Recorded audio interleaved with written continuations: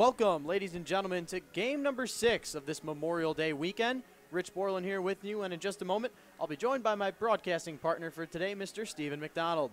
As we celebrate Memorial Day today, let's remember the real reason for the season. Thank you to all military personnel, veterans, and those that have given the ultimate sacrifice to protect and serve this great country. We could not thank you enough. Before we get into our matchup for today, we must tell you what is going on at the ballpark. It is Dollar Day at Jimmy John's Field. $1 hot dogs, $1 chips, and $1 soft drinks. Not only that, but the first 750 fans received custom-made USPBL Star-Spangled Banner glasses.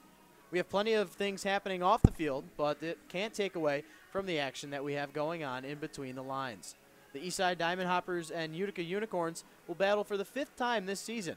It has been wire-to-wire and about as even as you could go landing into today's game. Both teams have 2 wins against each other, and the Unicorns have outscored the Hoppers just 23-21 thus far. For today's pitching matchup, we have Cody Brown of the Unicorns and Pete Grasso for the Hoppers. On the season, Cody Brown has been sharp on the bump. Through 14 innings, he's been stellar.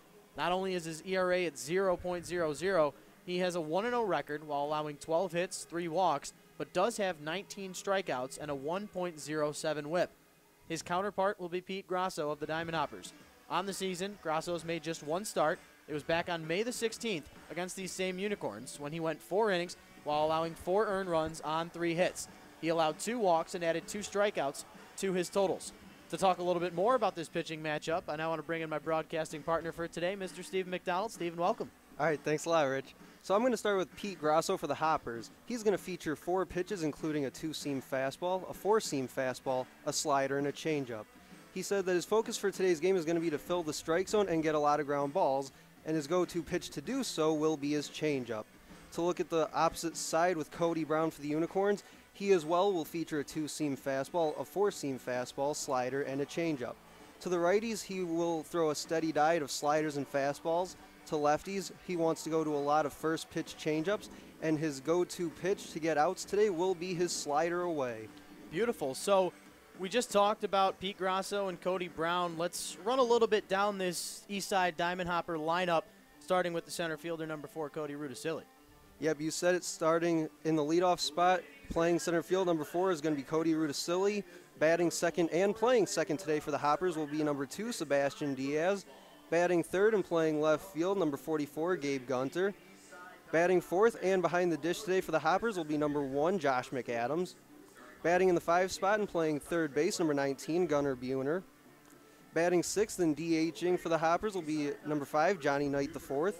Batting 7th and playing right field, number 24, John Kraft. Batting 8th and playing first base, number 27, Cameron Coons. And rounding out the Hoppers lineup today and playing shortstop, number 7, Kevin Watley. Beautiful. So now that we do have a little bit of time, we'll give you the defense that'll be lined up defensively for the Utica Unicorns. In the outfield today from left to right, number 9, Carter Grote in left, number 10, Justin Erlinson in center field. Over in right field, number 2, Spencer Ibarra. From left to right in the infield, over at third, number 22, Brandon Larkin-Gafoyle. At shortstop, number 13, that is Adrian Guzman. Over there at second, number 4, Dylan Sprague. Over at first base is number 6, Dan Ward, and then helping out Cody Brown in that battery will be the catcher, number 21, Chris Allen. So we've talked about the Eastside lineup. We've talked about the defensive alignment for the Unicorns that'll begin this ball game. Let's now do something that we have another little bit of time for here, our Pick the Stick. And we'll start off with Steven. Who do you got going today here for the Unicorns? I believe just a moment ago in pregame, I went with Dan Ward with my pick. Yeah, Dan Ward, the first baseman, batting in the 3-hole for the Unicorns here today. That's where he's been all season long thus far. Last game out against these Diamond Hoppers, he had went 1 for 3. That was back against the Woolly Mammoths on the 26th, just 2 days ago. The last game for the Unicorns. Like I mentioned, Ward with a 1-3 at bat. He had a single and then a walk to his credit. And then for me, on the other end of the diamond for the Eastside Diamond Hoppers, I'm going to go with Johnny Knight, the 4th, the designated hitter for this Eastside Diamond Hopper team. And Johnny Knight, the 4th, leading this team in a couple different categories as I get a notification here from our good friend, Mr. Mike. We got a change in the lineup, actually. We will be having Cameron Coons entering in the cleanup spot for McAdams. McAdams is out of this baseball game. It'll be Coons in the cleanup spot. He's going to stay at first base, and then entering the game in the 8th spot behind the dish today, it will be Thomas Lacongo. So a little update there for you as we are getting ready for this ball game, and we're just finishing up with our starting lineups.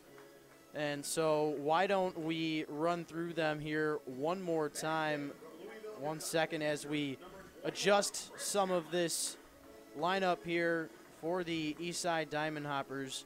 Like we mentioned, Cameron Coons moving from the 8th hole spot, coming into the cleanup spot.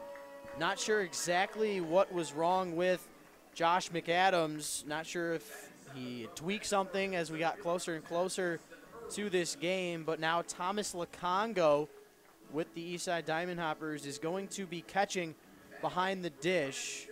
So last second change, but nothing we weren't ready for, as Lacongo, the man out of West Falls, New York, will be doing the catching for the Eastside Diamond Hoppers. But it looks like we're just about ready to be finished with the starting lineups for the Utica Unicorns, and we'll let it ride out as we're getting ready for the national anthem here on this gorgeous Memorial Day weekend.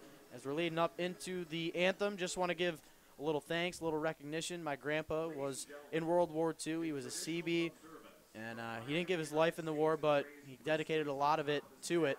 And just want to thank him for that, and thank everybody that has been or is currently in our forces. We thank you every day for everything that you do. So down to the field for the anthem we go. When we come back, we will have first pitch here at Jimmy John's Field. Hoppers and Unicorns getting ready for action. Resolve not to let their sacrifice be in vain, but to rise up in their stead and continue the fight for liberty and justice for all. Ladies and gentlemen, at this time, please rise, remove your hats. Veterans and active military may keep your caps on while rendering the hand salute as we honor America and our military with the singing of our national anthem, performed this afternoon by Brianna Steppen. Oh, say, can you see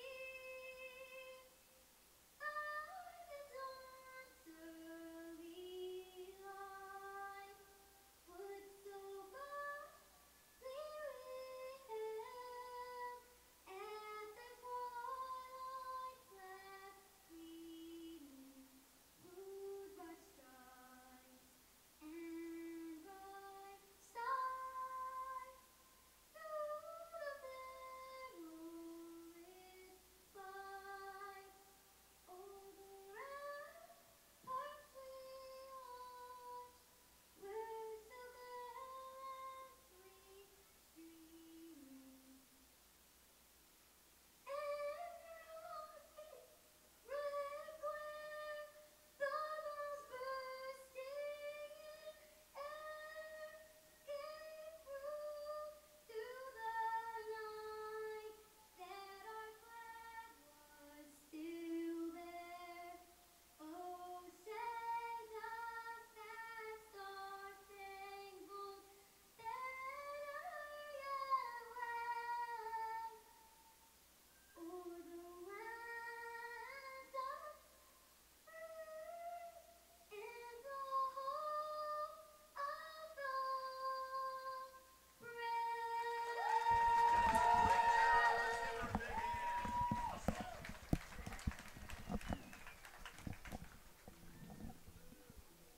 Great job by that little lady down at home plate, singing our nation's anthem here on this very hot Memorial Day Monday meeting between the Eastside Diamond Hoppers and Utica Unicorns. Rich Borland alongside Stephen McDonald. We ran through the defensive alignment and the starting lineup for the Eastside Diamond Hoppers and Utica Unicorns. Home plate umpire Mr. Scott Wolendowski, and then over at first base, our familiar face, Mr. Gary Wagenschutz, who has done every single game here for the USPBL thus far here in 2018. But like we said, Hoppers and Unicorns getting ready. We got Cody Brown and Pete Grasso in our matchup today. Steven, for anybody that's joined us since the pregame, why don't we run down the pitches that Mr. Cody Brown will be offering here in his repertoire against this Eastside Diamond Hopper lineup. All right, you got it, Rich. So Cody Brown's going to feature two types of fastballs, a two-seamer and a four-seamer. He also has two breaking pitchers, a slider and a changeup. As I mentioned earlier, to righties, he wants to give a lot of sliders and fastballs, kind of keep the hitters off balance there. He said he likes to go away with the slider a lot to the righties. To the left-handers, he wants to throw a lot of first-pitch changeups, get the guys out in front, get them looking breaking ball early, and then his get-out pitch is going to be that slider that I mentioned before, and like I said, he wants to pitch that away as much as possible. So it'll be Rudisilli, Sebastian Diaz, and Gabe Gunter due up for the Eastside Diamond Hoppers to begin this one. Cody Brown on the hill for the Utica Unicorns. On the season, Brown a 1-0 record coming into play today. He's had 3 starts under his belt. He's got 14 innings out of that right hand of his. In those 14 innings, he's allowed 3 runs, none of them earned on 12 hits. He's allowed 3 walks, but does have 19 strikeouts. And part of that reason is that put-away pitch, that slider that he likes to go away with to righties and backdoor it against the left-handers. It's a recipe for success that has boded well so far this entire season for Cody Brown. Back in his first start on the season, it was against these Eastside Diamond Hoppers on May the 12th, where he went 4 innings, allowed 4 hits, had 3 strikeouts, no walks against the 16 batters that he faced. And then in his second outing against the Eastside Diamond Hoppers again, he got his one sole victory for the season. He went 5 innings, allowed 1 run not earned on 4 hits. He had 2 walks and 5 strikeouts. But coming off of his best start of the season so far, that was on May the 23rd, just 5 days ago, against the Birmingham Bloomfield Beavers, the crowned champions in 2017. He went 5 innings, allowed 2 runs, none of them earned, on 4 hits, 1 walk, but had 11 strikeouts in his last outing against the 21 batters that he faced. He struck out more than half the guys that he had battled against. And we'll see if that proves well today for the Unicorns. The Unicorns and Hoppers in action today. We had a doubleheader yesterday between the Beavers and the Mammoths. The Mammoths ended up coming up victorious in both of those games, and Jalen Lawson, the starting second baseman for the Mammoths, actually was crowned the USPBL Hitter of the Week, so congratulations to him. But for right now, it'll be Cody Rudisilli versus Cody Brown getting ready for action here.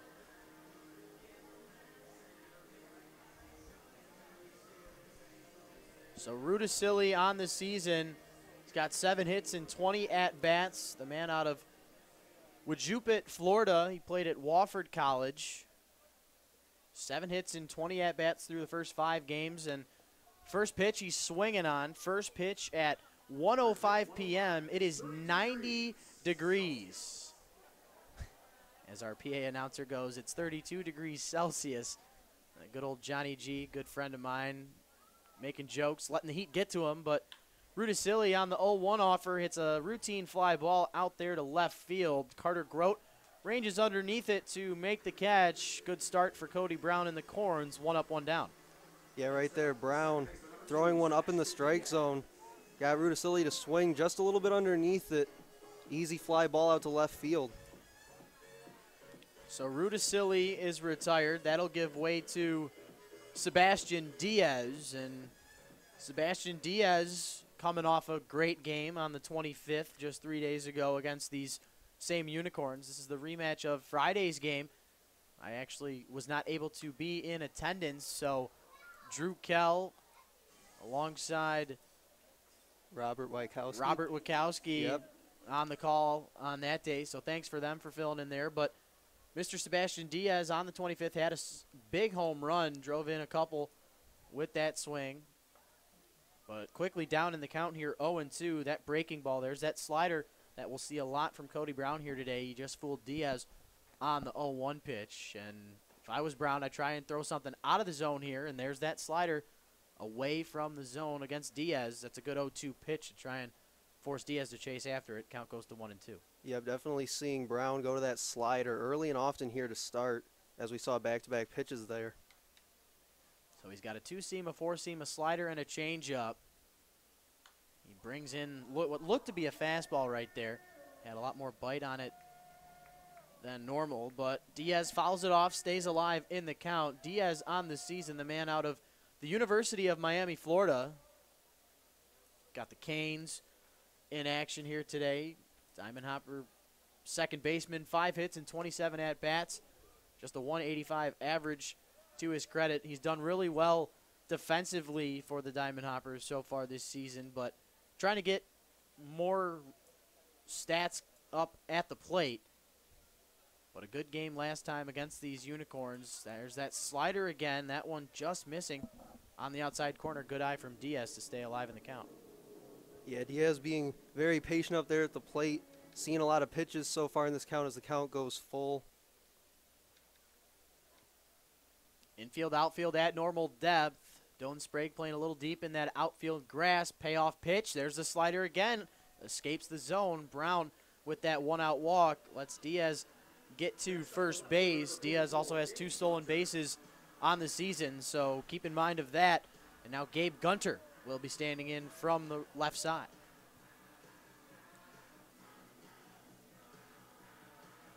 See Cody Brown checking over to first to check Diaz as he steps back to the mound.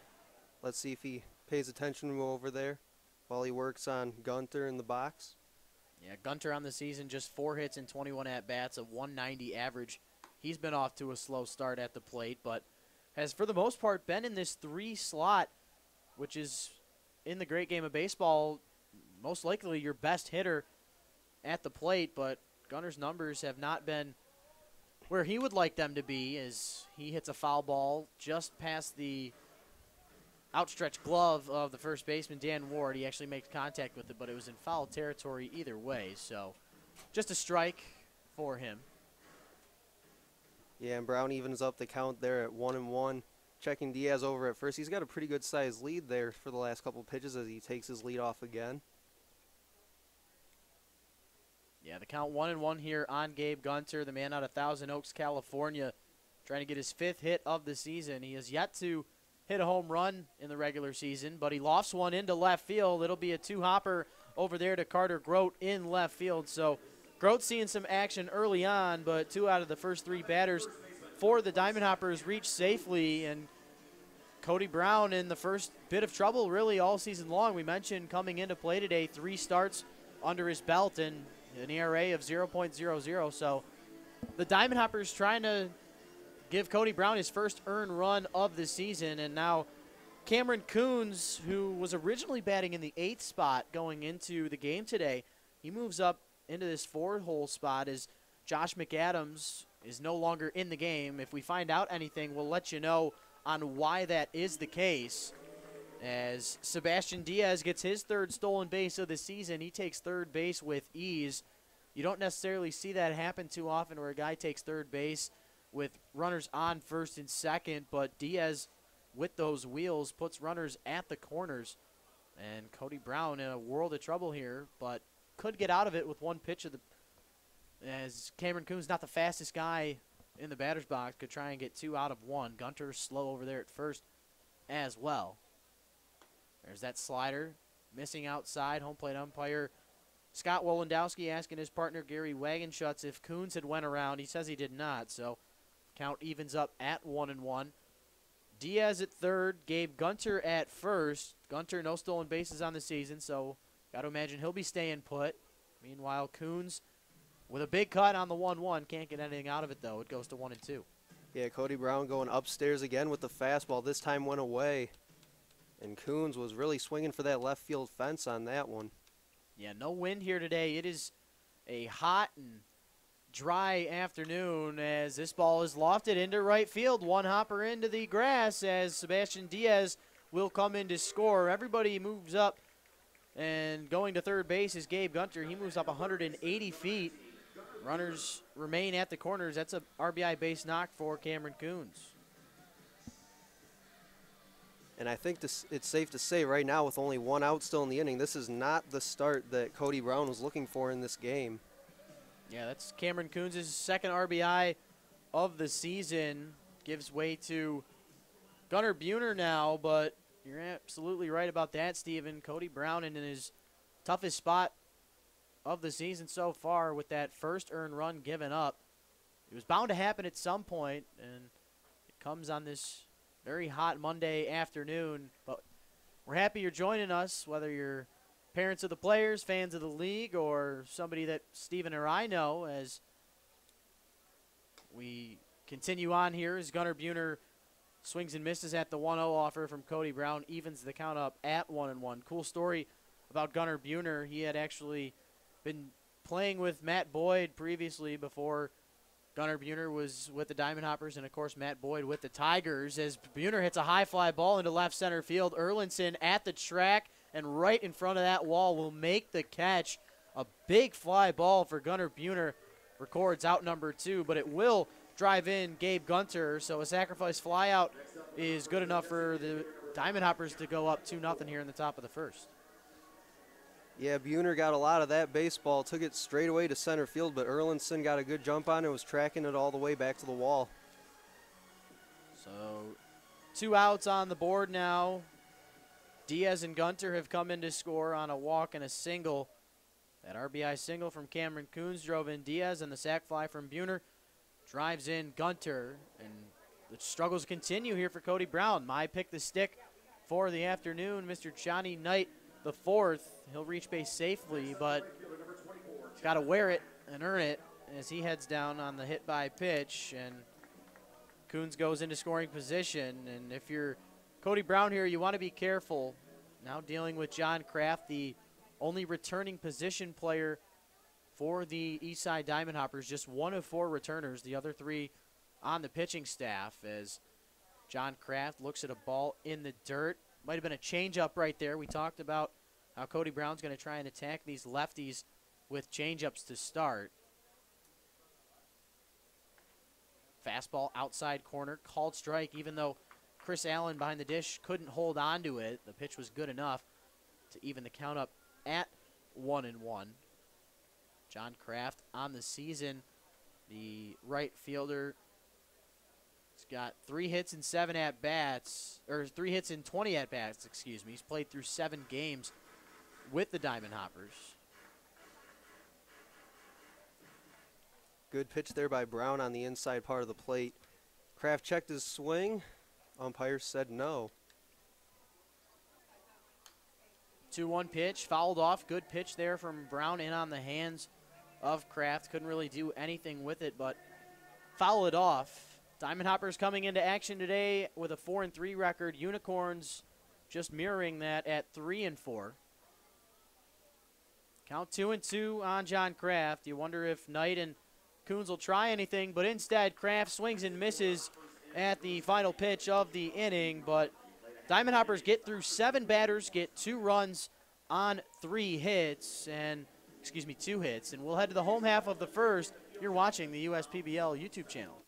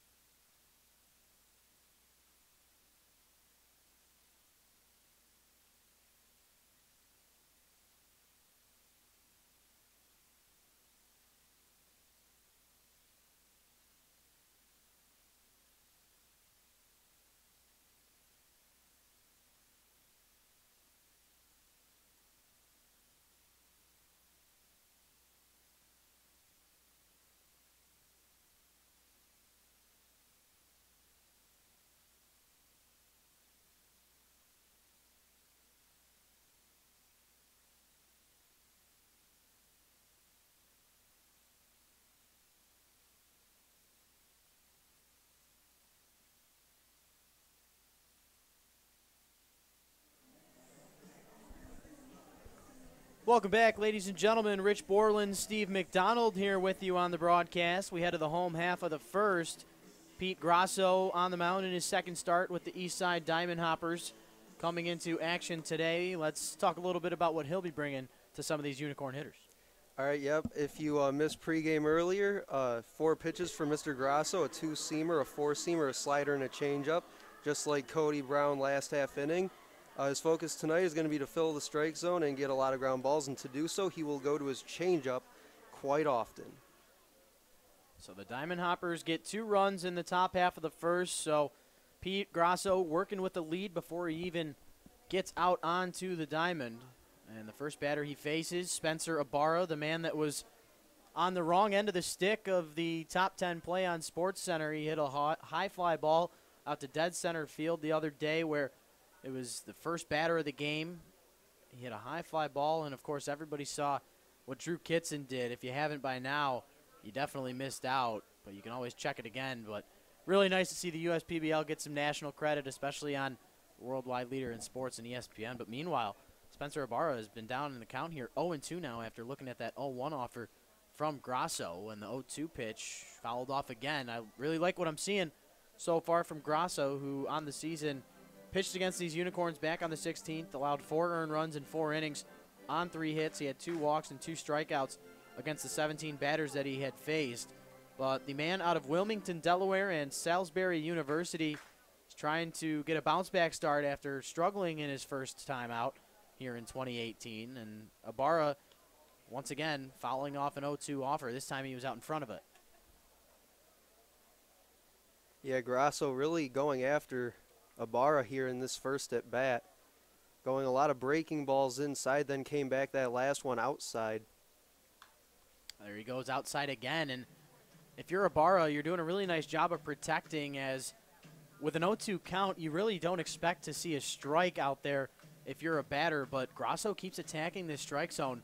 He's got pitches to work with, and sometimes you got to be careful if you're Grasso. If you pitch too many strikes, it'll start to haunt you as guys will start taking advantage of it. And there we go. We finally see a ball in the dirt. Spencer Ibarra holding off on it, though. The count going to 1-2.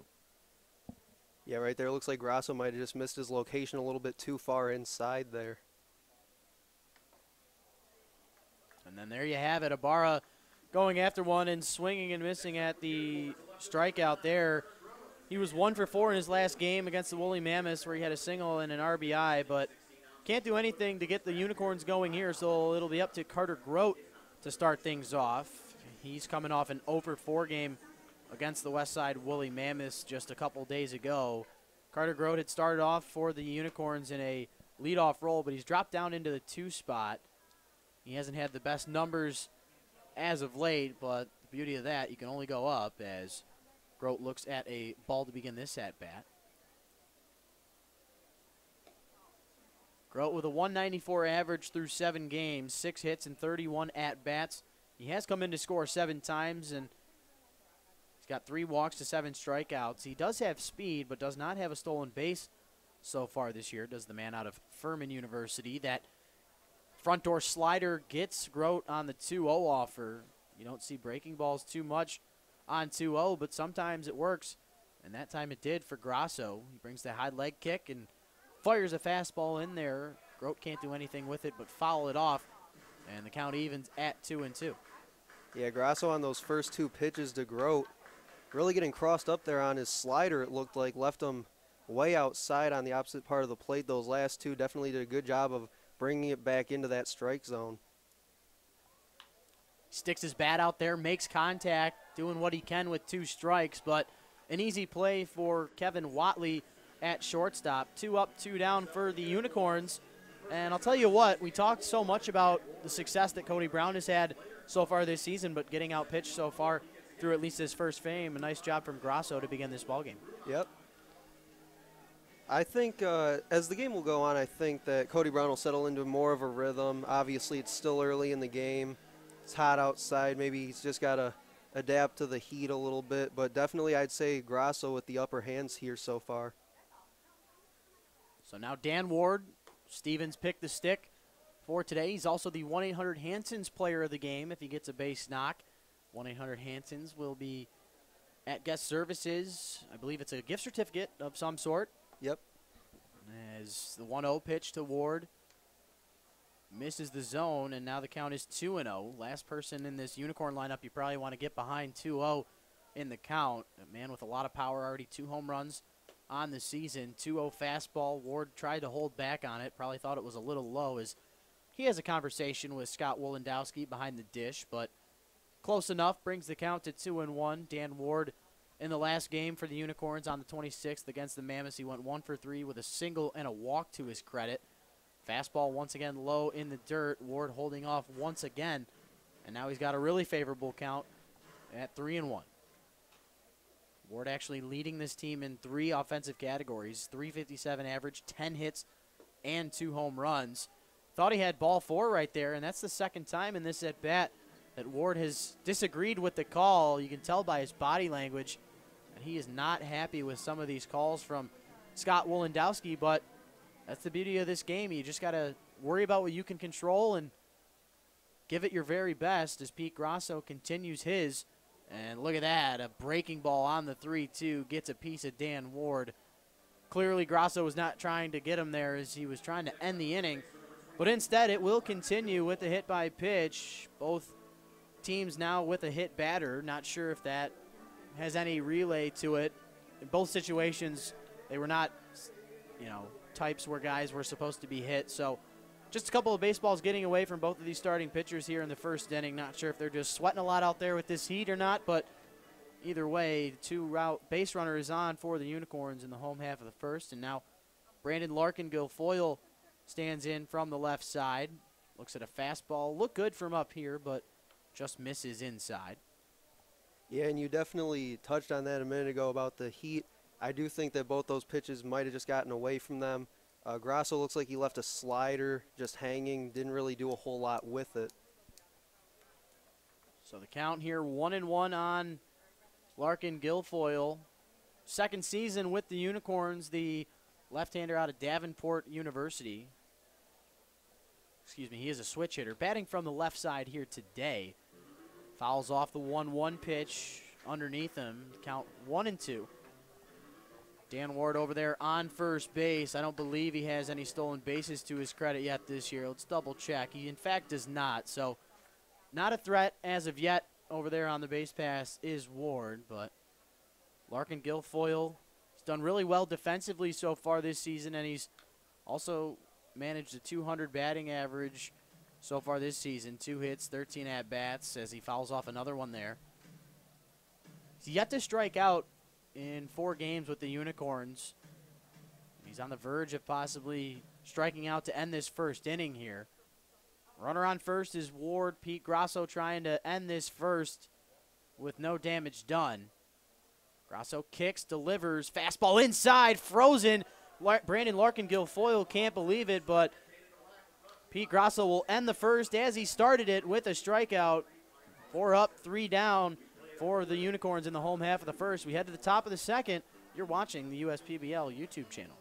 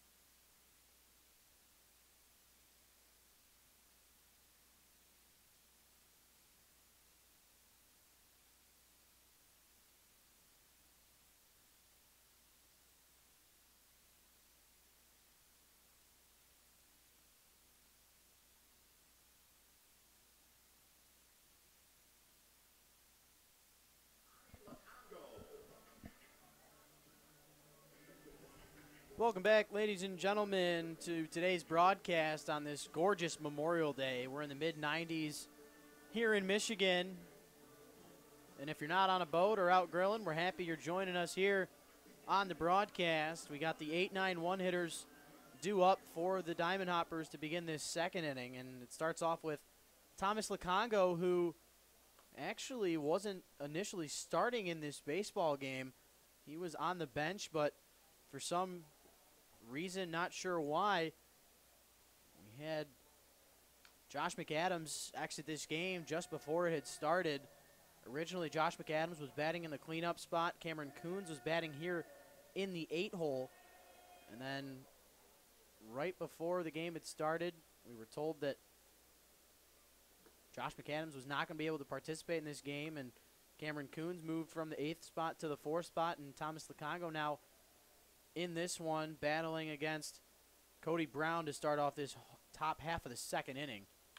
And Lukongo taking a cut, taking a ball the other way over to second. Dylan Sprague makes the play with ease. 1 up, 1 down for the Unicorns. And they are in motion here. 1 up, 1 down. Yeah, good pitch there by Cody Brown. Outside part of the plate. Got Lukongo to ground it easy over to second base. Yeah, routine ground out leads to the number 9 hitter, Kevin Watley. Kevin Watley with 4 hits on the season and 23 at-bats. He's got 5 RBIs, but 4 of them came on 1 swing of the bat. That was back on the 16th against these Unicorns.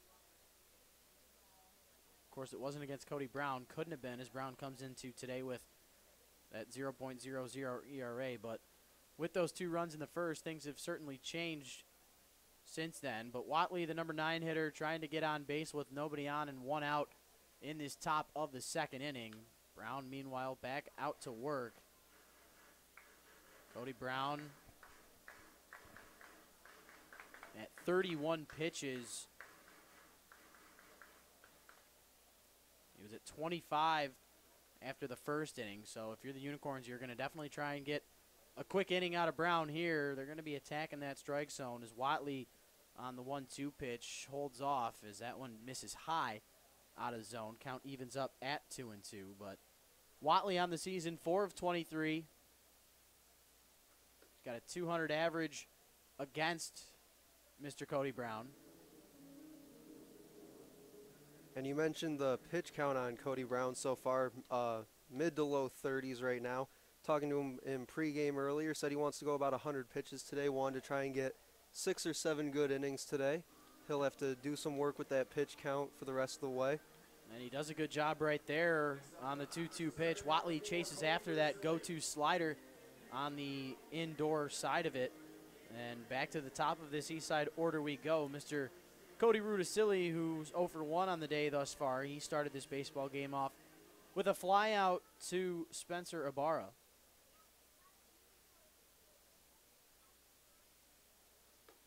Brown continuing to work here against Rudisilli. A fastball that begins high out of the zone. Rudisilli coming to us out of Florida, so he's used to playing ball in weather like this. Some other guys from some of the northern states probably not as much, but can't complain here with what we're seeing on this gorgeous afternoon for baseball. Oh, absolutely. Considering the alternative of February weather here in Michigan, I'd take this any day of the week. I mean, February, even early May, we had snow, I believe, in one of the days in the first week of May, and we just could not believe it in the office, you know, trying to sell tickets and talk about baseball. And some people were just thinking, oh, baseball's coming around the corner. There's still snow on the ground, but believe it or not, yes, in fact, it is in full-fledged mode here as we're on this 28th of May, just in our 3rd weekend here at the USPBL. Cody Rudisilli down to his final strike in this at-bat. Cody Brown trying to end it, but a line drive out into right center field. Diving but not being able to make the catch was Justin Erlinson. A throw into second base. Will it be in time? No, but a bang-bang play at second. Cody Rudisilli slides in safely for the 2-out double.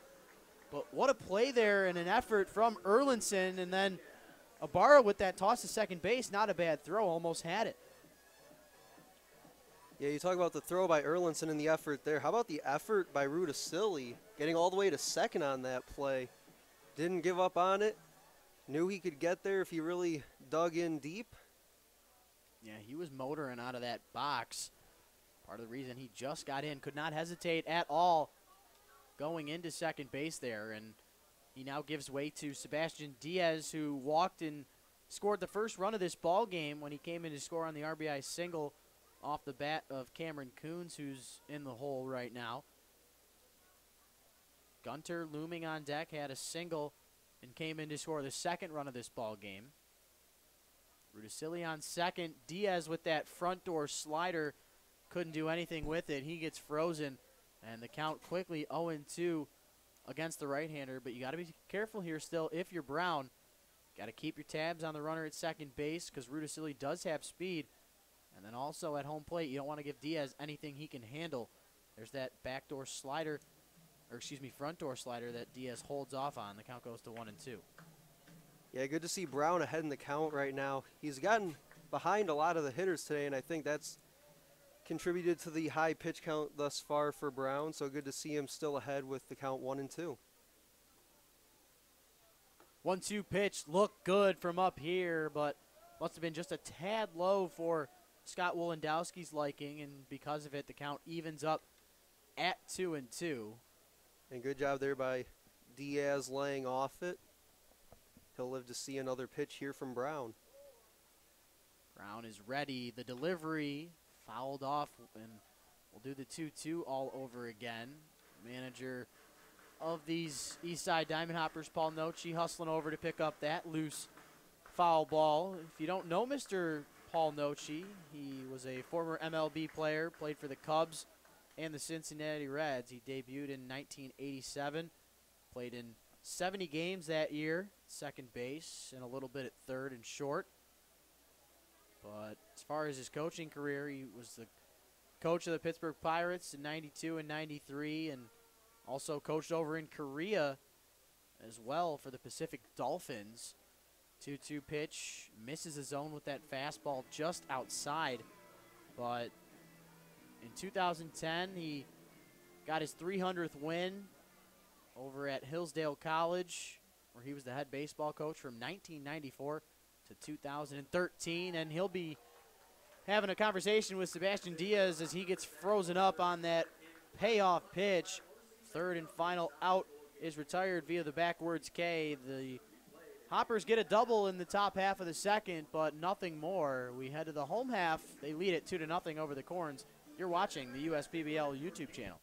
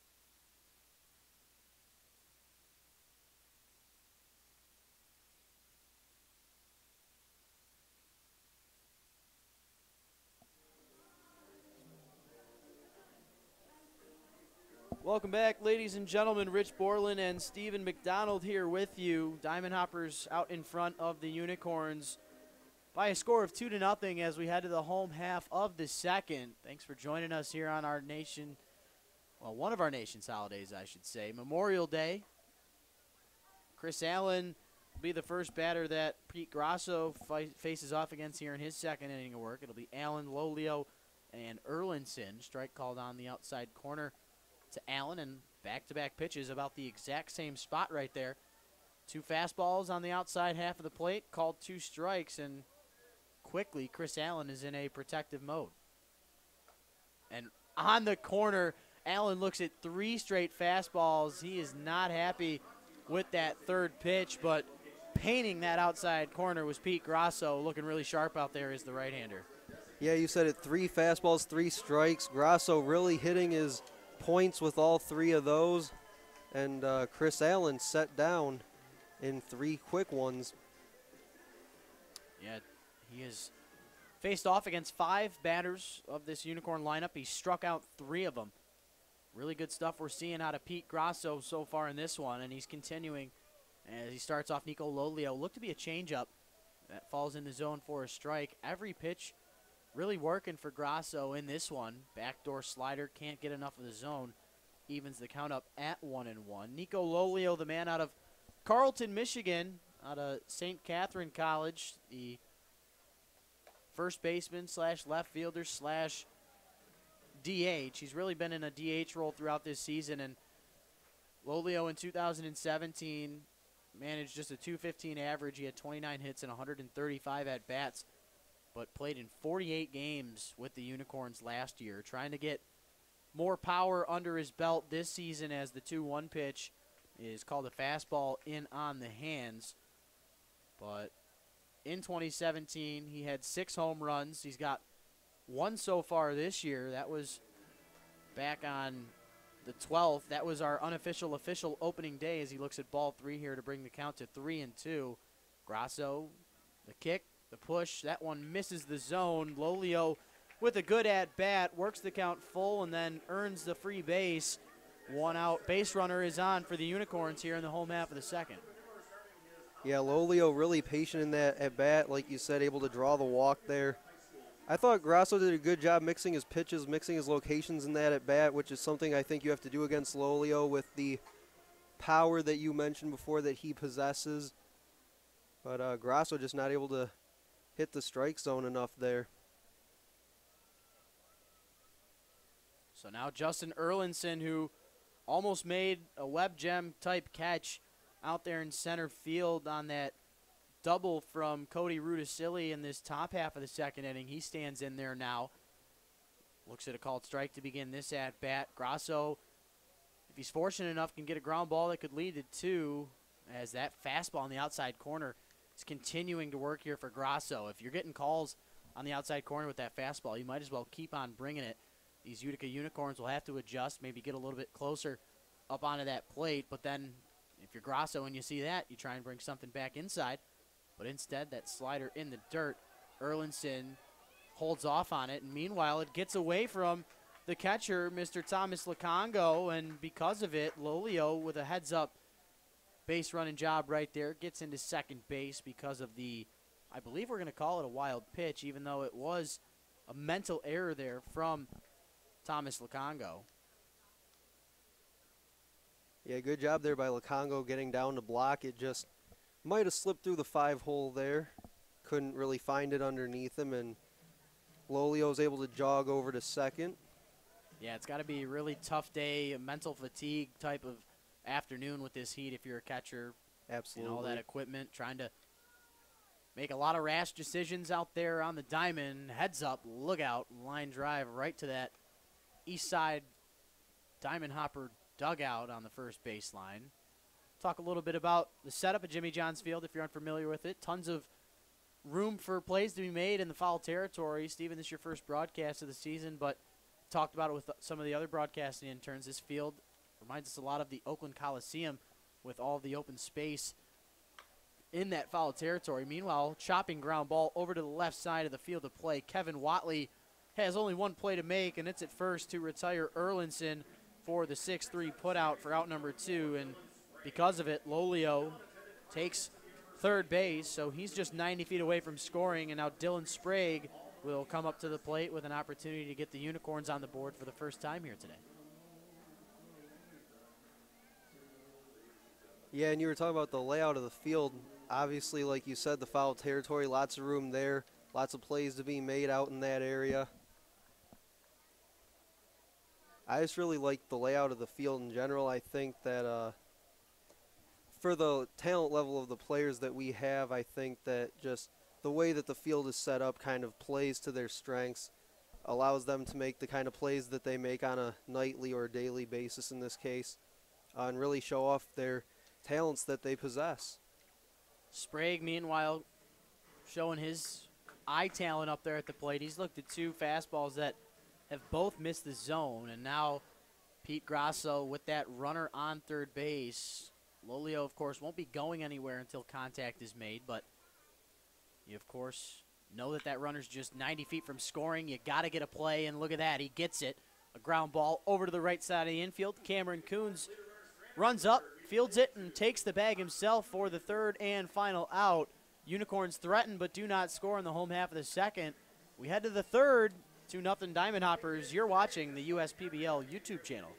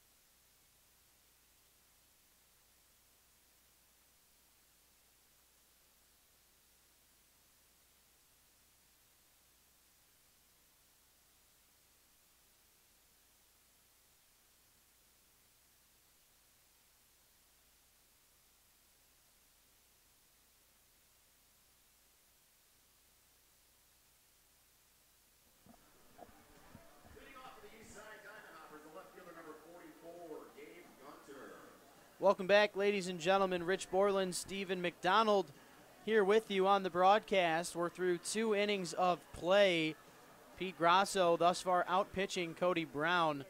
Cody Brown having to deal with Gabe Gunter, Cameron Coons, and Gunnar Buhner, the 3-4-5 batters of this Eastside lineup to begin this top half of the third inning. If you're just joining us, the Diamond Hoppers got 2 runs in the top of the first inning on a walk from Diaz and a stolen base. Gabe Gunter with a single, Cameron Coons with an RBI single.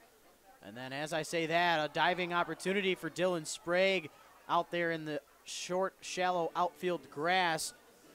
He gave his best effort, but that ball just too far away for him to make a play, and it'll in fact go down in the books as a base knock. So Gabe Gunter continues his strong day, back-to-back singles for the left fielder. Put the Diamond Hoppers in motion here in this top of the third inning. And now Cameron Coons, who had that RBI single that drove in Sebastian Diaz, stands in here now. He was originally batting in that 8th spot, but Josh McAdams could not catch today for some reason. We will try and find that out as we go along here, but Coons moving up into that 4th spot from the 8th spot, and it's worked well so far for Paul Nochi and company. Coons trying to get his second hit of the day, the 1-0 pitch, fastball that just missed up out of the zone. You saw Chris Allen try and frame that pitch, but could not get it down in time. 2-0 to Coons is fouled off out of play. And we talked during the break here between innings. You said Cody Brown coming into the inning, 45 or 46 pitches so far. Once again, starting this inning off with a runner on base, so he's got to try and navigate his way through the inning without giving up any more runs. Yeah, already trailing this game 2-0. You don't want to give up any more, as we were seeing Pete Grasso really have a good day on the mound so far for the Hoppers. Cody Brown, like we mentioned, in his 4th start of the season, coming into play today, he had yet to have given up an earned run, but he's already given up 2 here today, as this pitch outside corner tossed over to first base. Nice try from Chris Allen and Dan Ward, the catcher and first baseman. They actually almost got Gabe Gunter over there. A lot closer of a play than it probably should have been. Yep, Dan Ward with the quick glove down there at first, nearly got him, but they say he just got back in. So the count is full on Cameron Coons. Payoff pitch will ensue. We'll see if Gunter goes anywhere. He does not, but Coons does. Coons chased after that one just enough as that piece of lumber crosses over the plate. Coons not too happy about it, as he had something to say for the home plate umpire, but strikeout goes down in the books for out number 1. 1 on, 1 out now, giving way to Gunnar Buhner, who drove in Gabe Gunter with that sacrifice fly out to center in the first. We'll see if Gunter can drive in. Gunter again. He hits it once again out there to center field. This one might not stay in the park, but at the wall, not as good as Drew Kitson, but a nice range of motion there from Justin Erlinson at the track and at the wall to come up with that catch to retire Gunnar Buhner. Big out for the Unicorns. Yeah, great play out there in center field, like you said, by Erlinson. He's had 2 really deep shots hit his way so far in this game early on. Tracked them both really well, making it look easy out there in center field as he ran back to the 395 sign in straightaway center. So Johnny Knight, the 4th, stands in. He's my pick the stick for today's contest. I went with Johnny Knight, the 4th. Stephen McDonald, my broadcast partner for today, going with the 3-hole hitter Dan Ward of the Unicorns. So far, both guys have been hit by a pitch. Yeah, that's what I was about to say, too. Kind of ironic, even though we're not really keeping score here today. Kind of ironic that through 2 1/3 almost, we got pretty much the same score if we were keeping score. Pretty funny predicament that we got going on thus far. We're even through 1 at-bat for each guy, so we'll see how the day pans out as Johnny Knight looks at ball 2 there. Count 2-1 in his favor. Mentioned Johnny Knight leading this team in multiple offensive categories, batting average at .364, and he's got 8 hits on the season. Still looking for his first home run, though, as this ball is swung on. Good contact, but just the direction opposite of where he wanted to go, straight back to the protective netting. Man out of Jefferson, Ohio, batting .364. Trying to get his first hit of the day. It would be a big one to keep this inning alive here for the Hoppers, but down to their final strike. Cody Brown, the 2-2 pitch, fouling it off, and being able to continue this at-bat will be Johnny Knight. And one thing I'm noticing from Cody Brown this inning is that he's really done a better job, I think, right now of mixing pitches and really hitting his locations a lot better, keeping these hitters off balance. You saw that one big swing that last at bat, but other than that, a lot of soft contact, a lot of foul balls back behind home plate. There's that slider on the outside frame. Johnny Knight can't believe it, but it was good. And the man on the mound, Mr. Cody Brown, gets his second strikeout of the inning. That one retires Johnny Knight via the look. No runs on 1 hit for the Hoppers in the top half of the 3rd. We head to the home half. They lead it by a score of 2-0. You're watching the USPBL YouTube channel.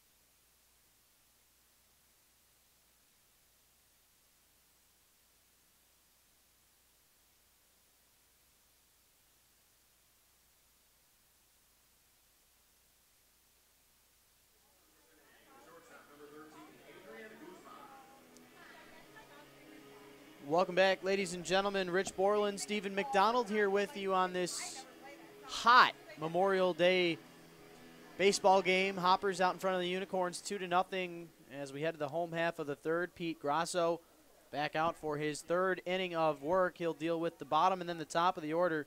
Adrian Guzman in here with his first plate appearance on the afternoon. Looks at a called strike to begin this at-bat.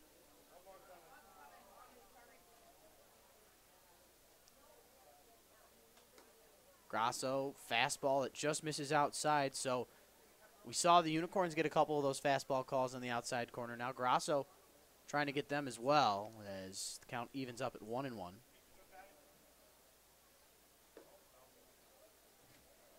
But we were talking about the pitch count for Cody Brown. It's at 61 through 3 innings, and then his counterpart, Pete Grasso, he was actually at 41 through 2, so the bullpens will come into play eventually here. You wonder how long both of these starters can go as the 2-1 pitch.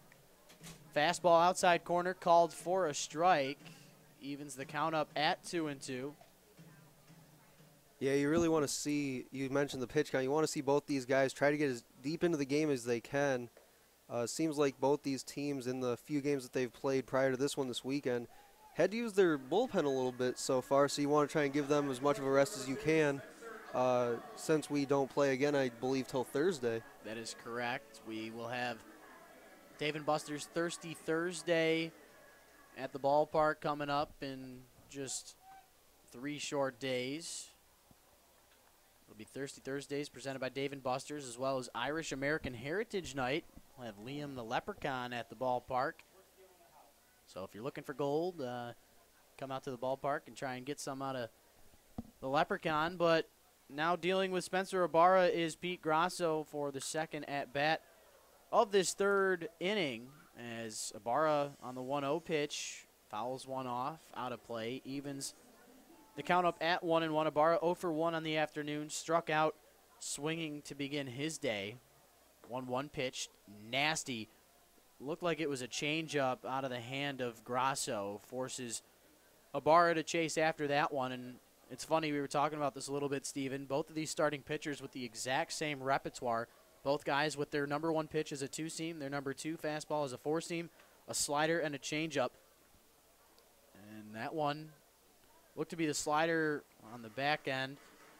Gets out of the way of Thomas Lukongo behind the dish, but nobody on base, so no damage done for the Diamond Hoppers here, as Ibarra will look to remain alive. Infield, outfield, for the most part at normal depth. There's a nice gap out in right center field as Cody Rudisilli shaded a little bit to the left. Fastball in on the hands of Ibarra. He tries to get out of the way of that one, but looked closer than what Ibarra might have thought it had been there. That one was just on the paint, just missed. Yeah, Ibarra took a step back on that one, but might have just barely that missed. Ball lifted into right field. You can forget about it. Over the hill, and Spencer Ibarra with a long home run gives the Unicorns the 1-run deficit. They cut the lead in half.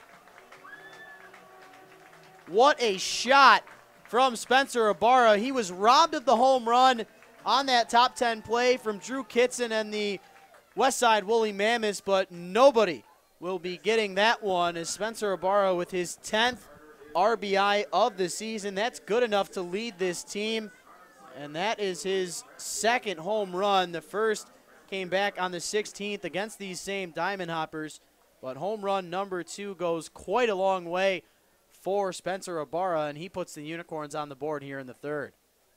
Yeah, Grasso just went a little too far maybe that time inside.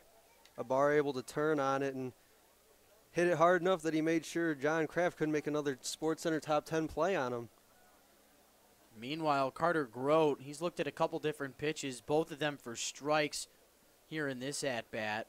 Grote grounded out to Kevin Watley at shortstop back in the first inning. It's a line drive here. It's right in front of the Eastside dugout down the first baseline. And Carter Grote, the beer batter of the game, the man out of South Park, PA. Wonder if he's a South Park fan at all. 0-2 pitch, breaking ball, fought off by Carter Grote at the last second. Almost got a piece of our camera guy. Thankfully, that netting's out there protecting our camera crew, Mr. Dominic Santina over there at first base. Yep, that's Dom. And Benny down there at third taking over my spot for today so I can be up here with you. Yeah, you got some sun in the doubleheader yesterday between the Beavers and the Mammoths. Got some good color, but nice to have you up here in the booth, getting some shade and getting some experience and opportunity here in the broadcast booth, as that 1-2 pitch looked really good out of the hand of Pete Grasso, but just misses the zone there, according to Scott Wolendowski behind the plate.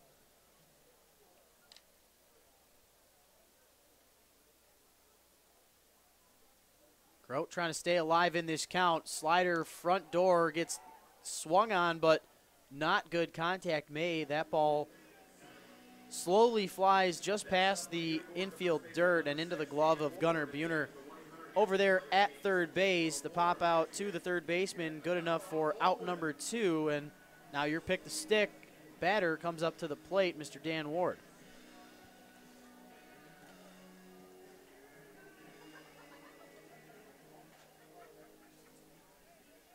Yeah, and hopefully Ward can get a hold of one here, possibly get a little more than a hit by pitch down in the scorecard.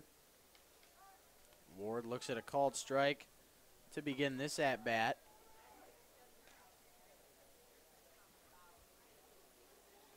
Talked about how our pick the sticks had the exact same result in their first at bat. They were both drilled by separate pitches. My pick the stick, Johnny Knight, struck out looking to end the top half of the third, and Dan Ward trying to continue the home half here with nobody on and 2 outs. Is that fastball missing high, count going to 2-1 in favor of the right-hander.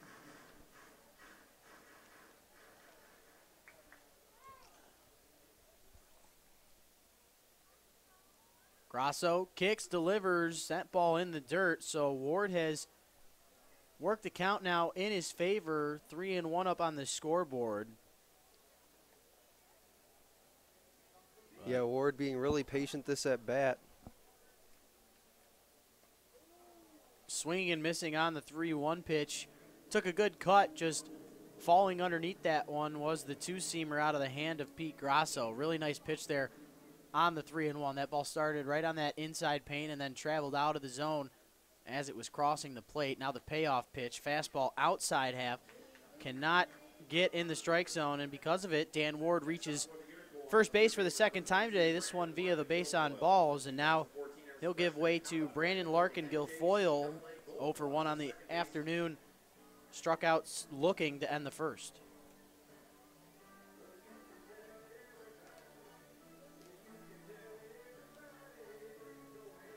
Looks like we got some visitors on the mound with Grasso right now.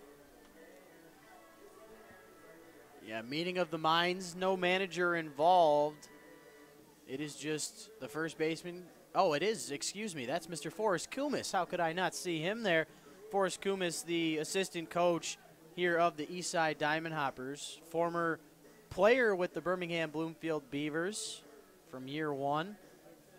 Forrest Kumis giving a strategical and boost of confidence to Pete Grasso out there on the bump.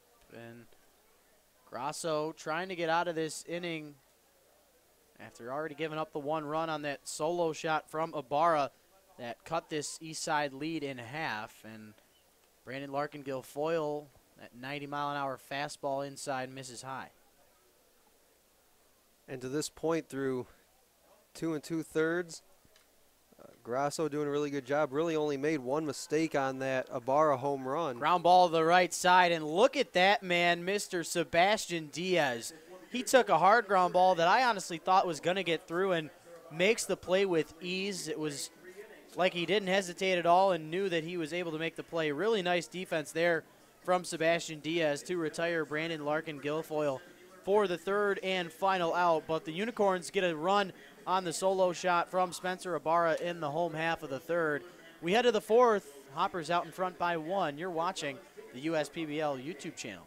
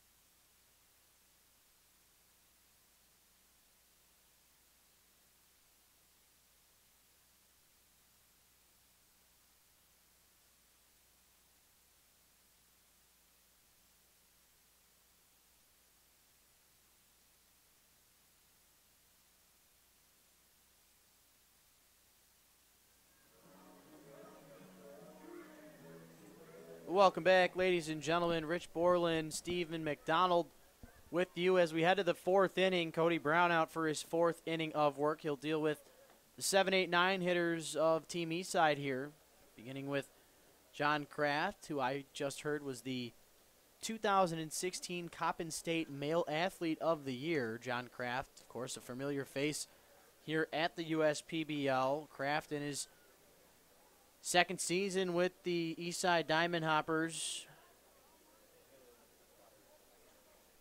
Kraft on the day so far, 0 for 1 with a strikeout, but he hits a ball down that first baseline where we thought it might have gone foul, but Dan Ward, your pick the stick, Steven, for today, ends up making the play defensively all on his own. Nice job right there from the big fella to retire John Kraft, and that'll give way to the catcher, Thomas Lacongo.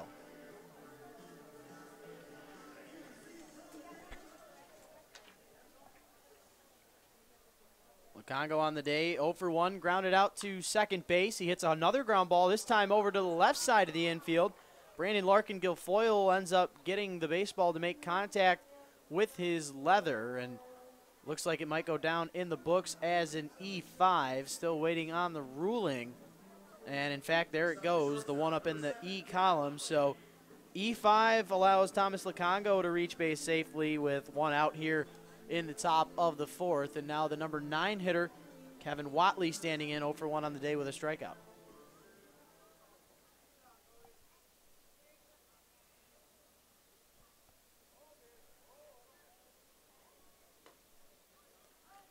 Kevin Watley looking at the first offer he sees out of the hand of Cody Brown, who coming into this fourth inning at 61 pitches. He's now at 65 is the right-hander, trying to keep tabs on Thomas Lacongo over at first base. He was actually standing in the not stretched position. He was in the windup slot, but quickly realized there was a man on base, so that heat might be getting there to Cody Brown out on the bump as that 0-1 pitch. Watley tries to check his swing, could not, and because of it, fouls it off, and now he's down in the count here 0-2.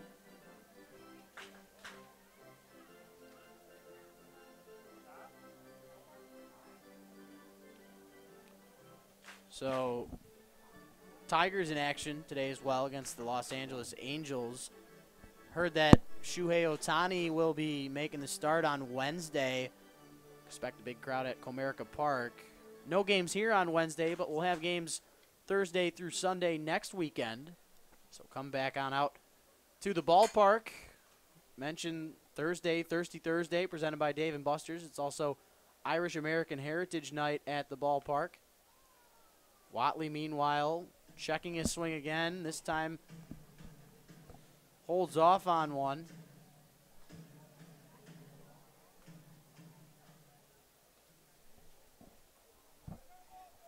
Looked as if that ball actually was made contact with the bat. So Watley once again with that check swing that turns into a foul ball. He remains down in the count here 0-2, trying to avoid a strikeout for the second time today, but he continues to fight. Another foul ball. Yeah, and while he's down in the count 0-2 here with one out, just a quick note on Kevin Watley. He is a product of Wright State, where in 2016 he appeared in 20 games and also had 4 assists in one single game against Cincinnati.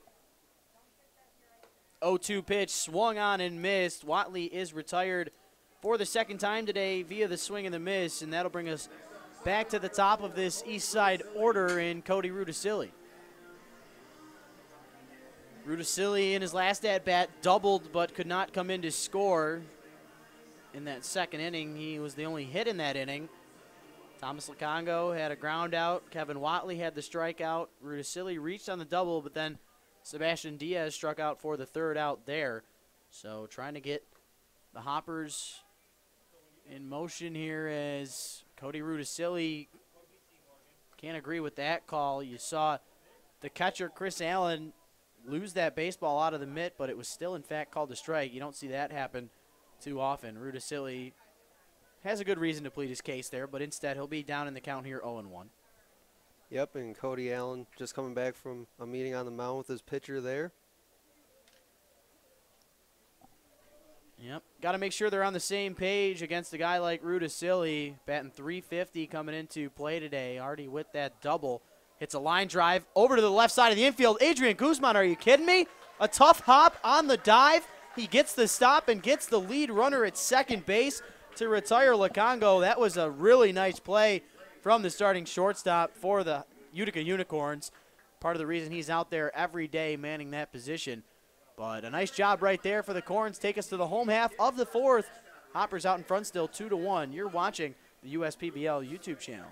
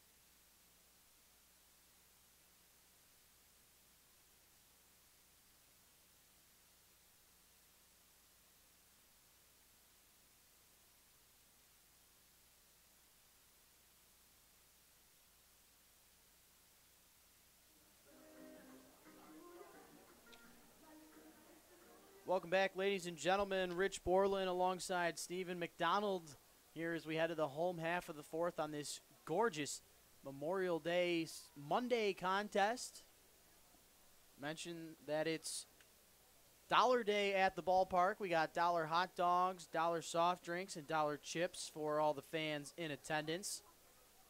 First pitch was a ball to Chris Allen, and the second one finds the zone on the outside corner. Evens the count up at 1-1. Grasso back out there to pitch. He was at 38 strikes and 28 balls to begin this inning. So 66 pitches through the first 3 frames for Grasso. And you wonder if he can get through the 5th with a lead, and maybe he'll make it to the 6th, but got to imagine he probably won't go much further than that with his pitch count there. But that one helps. Allen is frozen on the 2-2 right down Broadway. That slider just completely froze Allen. And for the second time today, he goes down via the backwards K in the book.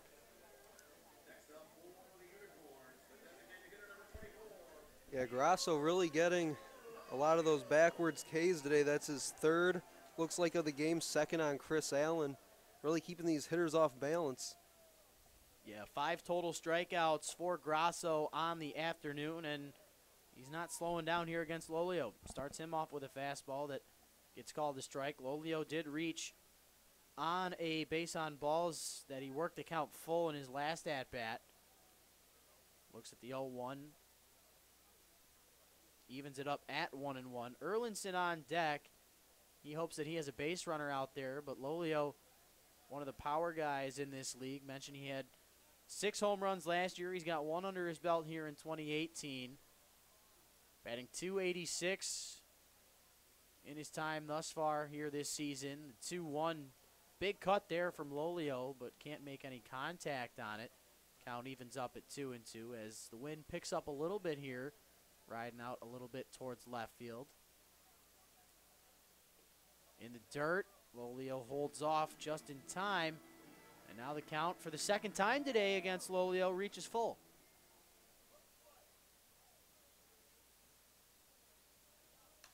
And Lolio doing a great job. He takes the fastball on the outside part of the plate down the left field line.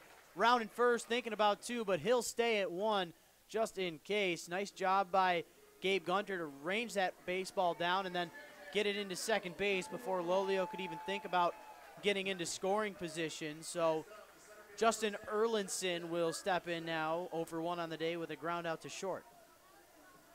Yeah, great concentration there by Lolio. 3-2 count. Got a pitch high and away. Did a really good job of just muscling it down that left field line. Entertained the thought of going for two, but thought better of it, and he'll stay down there at first.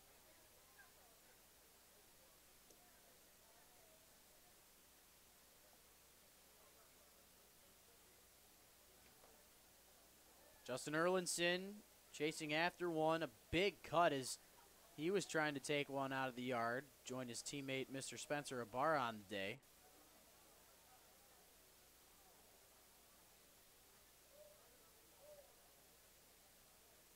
A 1 pitch to Erlinson, fouled off into the netting, and Pete Grasso looking sharp here, trying to get a double play, though he will be.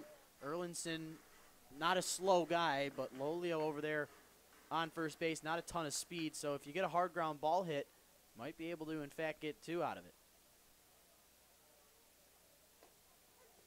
But instead, Erlinson looks at the fastball on the outside corner. Second strikeout via the look here in this inning. Pete Grasso's just dicing some of these Utica hitters up. And again, it comes down to mixing those locations like I've mentioned. Really doing a good job mixing that slider and fastball like he said he wants to do to a lot of the righties. Right there you saw he went high and away with what looked like a slider and got Erlinson just staring dead on. Continuing his day, Grasso starts off Sprague with a fastball that is called a strike on the inside part of the plate. Sprague on the day, 0-for-1 with a ground out to the first baseman, Cameron Coons. That ended the second inning. That pitch on the 0-1 misses low, evens the count up at 1-1. Sprague in his last game with the Unicorns on the 26th against the Woolly Mammoths was 0-for-3 and had 2 strikeouts, so 0 for his last 4. He hits a ground ball hard over to the second baseman, Sebastian Diaz, and that'll retire Lolio at second base with ease. The 4-6 putout retires the Corns in the home half of the 4th. Eastside Diamond Hoppers out in front by 1. We head to the 5th. You're watching the USPBL YouTube channel.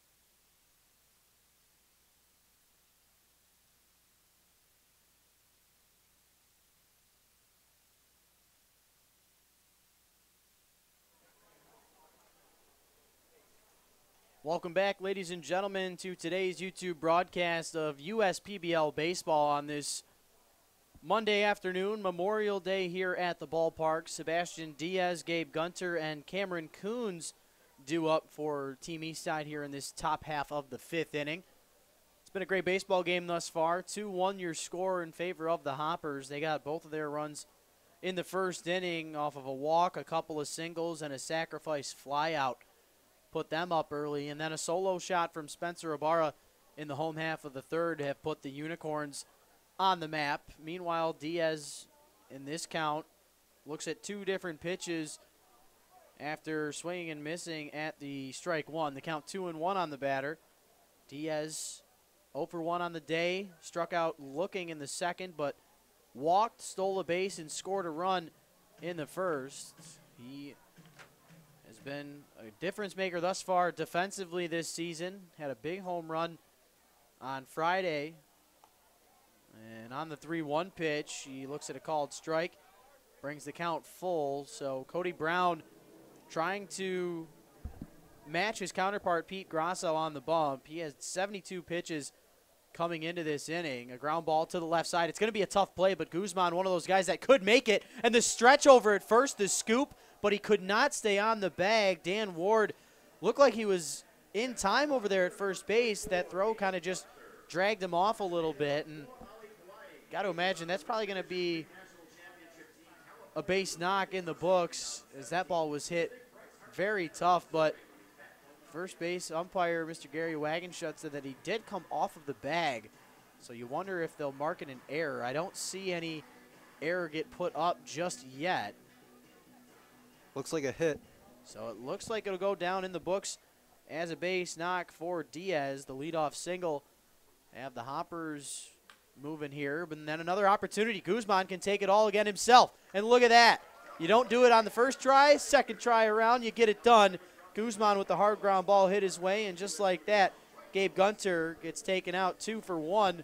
Diaz retired via the 6U put out at second base, and then he continues that to retire Gabe Gunter for out number 2. And I'll tell you what, I was thinking that Cody Brown was going to start having some trouble, but he gets a couple of ground balls to his favor and gets 2 outs of 2 batters here in the top of the 5th, and he's doing a pretty good job here. Yep, Guzman wanted to redeem himself for that throw just a little bit out in front of the bag on that last batter. Able to turn that double play. Really helps Cody Brown's pitch count here. As you said, last inning had about 11 pitches. Yep, an 11-pitch inning in the 4th after coming into that inning with 61 through 3 innings, averaging 20 pitches per frame. Cut that in half last half inning, and now doing a really nice job here. Just 1, 2, 3, 4, 5, 6, 7, 8 pitches now in this half inning. If he can retire Coons, be under 10 pitches. Pitch number 81 swung on and missed. So you go through 5 innings, have about less than 85 pitches. We talked with him before the game how he's going to try and go around that triple-digit 100 mark. So you would think that if he can get Coons here, he'll at least be back out for the 6th, as that 1 and 2 slider misses the zone as he tried to get Coons to chase after it. But a nice at-bat thus far from Coons, staying alive. Yeah, definitely with 2 strikes, 2 outs here. Brown's definitely got some pitches he can work with. Should be able to see him out there in the 6th, as you said. There's the slider on the 2-2, getting away from Brown.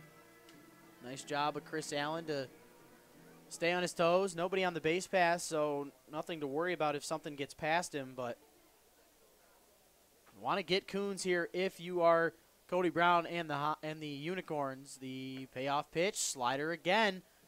And Coons does a good job to lay off of it as Cody Brown throws pitch number 83 right there and allows the inning to continue. And as I say, when he had 81 pitches just a moment ago, he had some pitches to work with. Obviously, he didn't want to give up the walk there, allows the inning to continue, as you mentioned. Now it's all about getting the next guy and trying to limit the damage. So Gunnar Buhner standing in, 0 for 1 on the afternoon. He's got 2 flyouts to center field, but I say 0 for 1 because the first one was a sacrifice flyout that drove in Gabe Gunter in the first inning of play. Gunnar Buhner, like we mentioned, friends and former teammates with Matt Boyd, starting pitcher for the Detroit Tigers. Boyd's day not starting off on the right foot. Tigers, it is started off on the right foot. I read that opposite. Tigers actually are up 5-0 early on. Meanwhile, Gunnar Buhner with a high fly ball out into the left center field at the track and at the wall, making the catch is Justin Erlinson. That one needed about 5 more feet to get over that fence out there, about the 380 mark in left center. But Hoppers almost took a 3-run lead there, but instead the fly out to Erlinson in center retires Buhner, the 3rd fly out to center field for him on the day. We head to the home half of the 5th. Hoppers out in front by 1. You're watching the USPBL YouTube channel.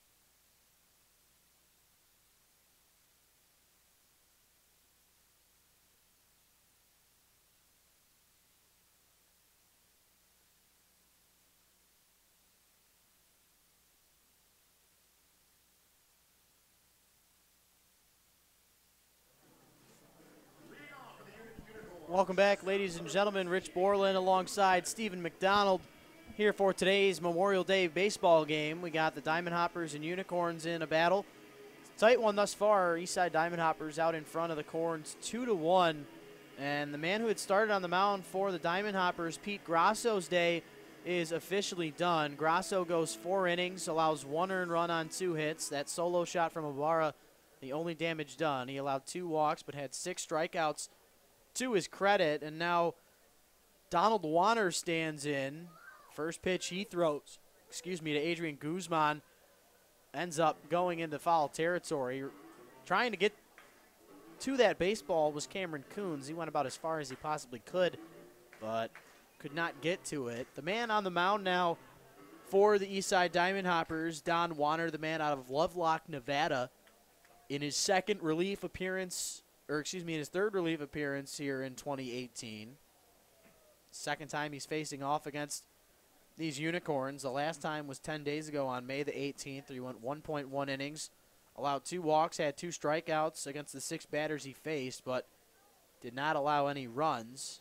Warner, one of these main faces that you will see in the middle relief innings for the Diamond Hoppers all season long, I should say, as Warner is definitely their go-to guy for middle relief. He can eat up innings, and he had 11.2 under his belt in 7 games last year, trying to be in a more definitive role. The 0-2 pitch getting away from the catcher, Thomas Lacongo, but he makes the play, not an easy one. Over to first base was Adrian Guzman, the batter, and he is not slow. We've seen his speed and defensive prowess out there at the shortstop position, but as far as speed goes, he got down that line pretty quick, but striking out for the 2nd time today goes down Guzman for out number 1. Back to the top of this Utica lineup we go in Spencer Ibarra.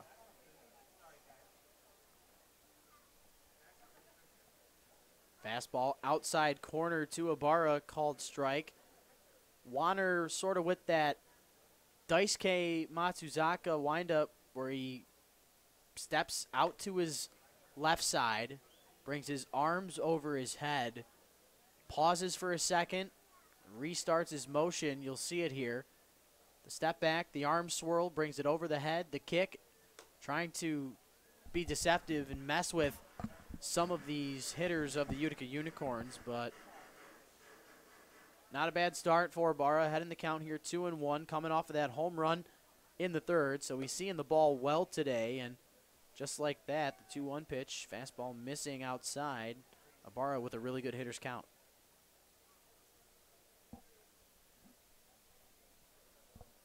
Warner, the windup, the pitch, fastball back up the middle. Warner, it makes contact with, he stops it, and then he'll make the play.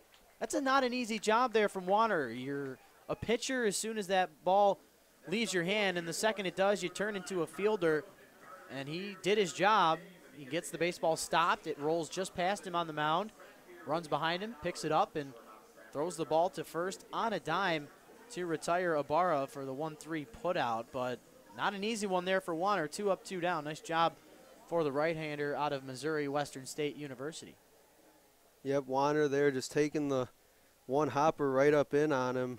Might have gone off his forearm, it looked like, was able to knock it down. Didn't panic, though, made a nice throw over to first to get him. First pitch to Carter Grote, the new batter. Fastball looked a little low from up here, but home plate umpire Scott Wolendowski says it was, in fact, a strike. In the dirt, slider. Nice stop from Thomas Lukongo to pick that one up out of the dirt. Nobody on base, so no damage being done if the ball does, in fact, get past him, but practice makes perfect. The 1-1 pitch hit on a line into right center field. Looks like an easy play for Cody Rudisilli, and it is. Utica Unicorns go down in order in the home half of the fifth. We head to the sixth. Hoppers out in front by 1. You're watching the USPBL YouTube channel.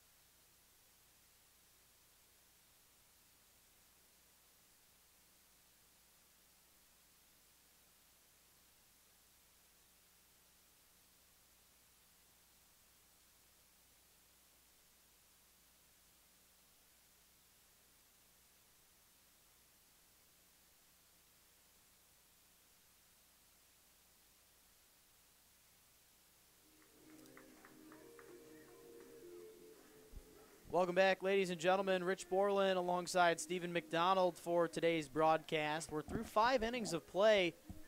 Diamond Hoppers out in front by a score of 2-1. And the man that had started on the mound for the Unicorns is officially done for the day. Cody Brown goes 5 innings, allows 2 earned runs on 5 hits, allows 2 walks, and has 6 strikeouts. To his credit, he now gives way to Eric Thomas, the left-hander out of York, Pennsylvania. On the season, Thomas in 4 relief appearances in 4 innings. He's allowed 5 hits, 5 walks, does have 3 strikeouts. He does have an 11.25 ERA. He's allowed 5 earned runs on the season. And for a little bit more background, let's hand it over to Stephen McDonald. All right, well, for Eric Thomas, the left-hander for the Unicorns, he graduated from Dallastown High School in his hometown of York, Pennsylvania. He was then a graduate of Rider University in 2015, and he also began his pro career for the York Revolution in his hometown, as I mentioned, of York, Pennsylvania. So a little background info on Mr. Eric Thomas. The first batter he'll face off. My pick the stick for today's contest, Mr. Johnny Knight the fourth. Johnny Knight the fourth works the count in his favor early, 1-0, excuse me, and then on that 1-0 pitch, Knight very early on the fastball. It goes foul out of play, and the count evens up at 1-1.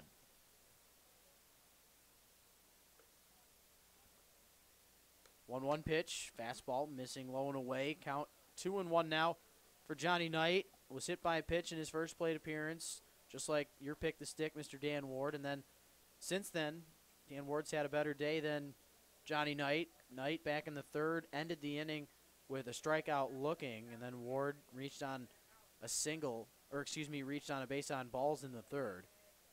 But Knight, even in the count here, 2-2 with that foul ball. Eric Thomas trying to win the battle to begin this 6th inning. Fastball high and away. Gets away from Thomas, so Knight has worked the count full in his favor.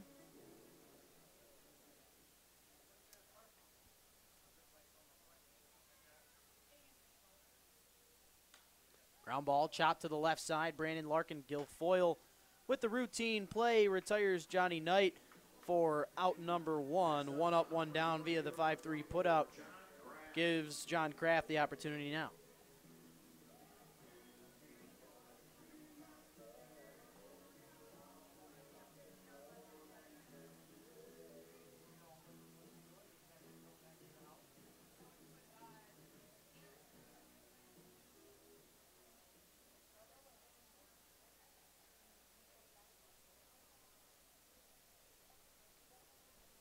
So it looks as if John Kraft is getting pinch hit for. Not sure if you saw it or not yet, as our PA announcer just caught on. Josh McAdams, who was originally scheduled to bat in the 4th spot here today, was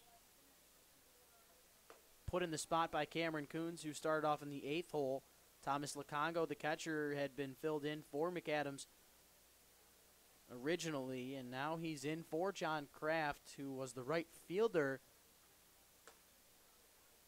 But Kraft, for now, working as the DH. You wonder if Johnny Knight will then go to the outfield for John Kraft. I'm guessing that's what's going to happen. We'll find out once the defense goes back out on the field for the Diamond Hoppers. But meanwhile, McAdams here in this one looks at a breaking ball on the 2-1, evens the count up at 2-2. Nice pitch there from Eric Thomas as he's trying to get his 2nd consecutive batter out. 2-2, fastball, there it is, high and away. Count has reached full here for McAdams in his first plate appearance on the day. Would be a good start to his afternoon if he can get on base here. Thomas, the windup, the pitch, breaking ball in the zone. A lot of bend on it. And McAdams, though, getting just enough of it to stay alive.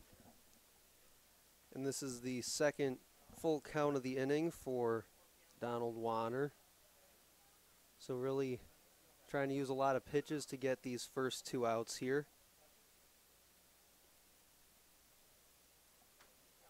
Thomas, the payoff pitch. Fastball gets away from the catcher, Chris Allen.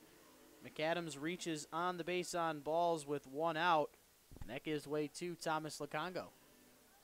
Next up, the catcher, number 13, Tommy Lacongo.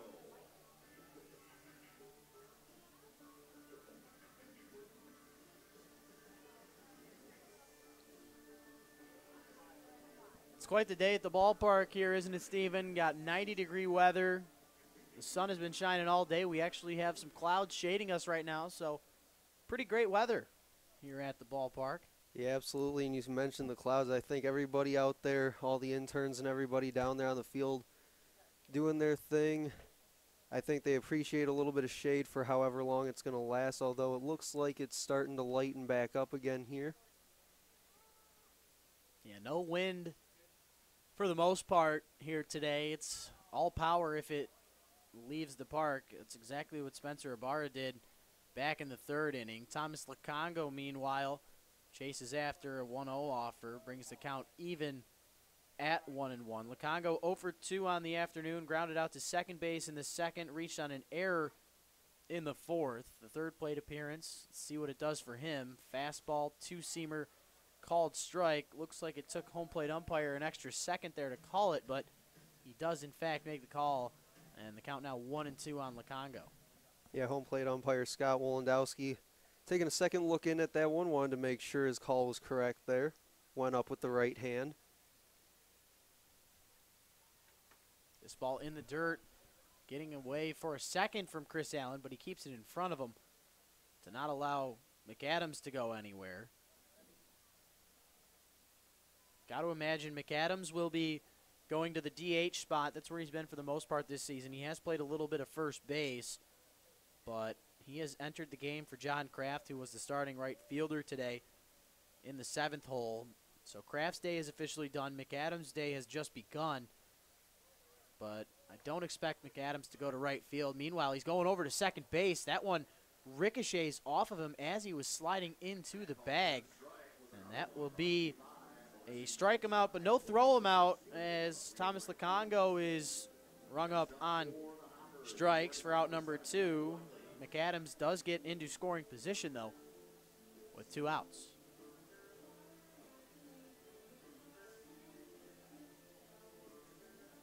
Yeah, a lot of moving parts to this Hoppers lineup right now, as you mentioned. John Kraft now out of the game. Pre-game, we had Cameron Coons switch spots in the order and bring in Tommy Lacongo to catch. But Hoppers still with the 2-1 lead here as we play in the 6th. Kevin Watley in his third plate appearance, trying to avoid that horrendous sombrero up at the plate. Of course, that's when somebody strikes out 3 times. Watley down in the count already, 0-1. Sees a breaking ball that simply doesn't break enough out of the hand of Eric Thomas, the left-hander.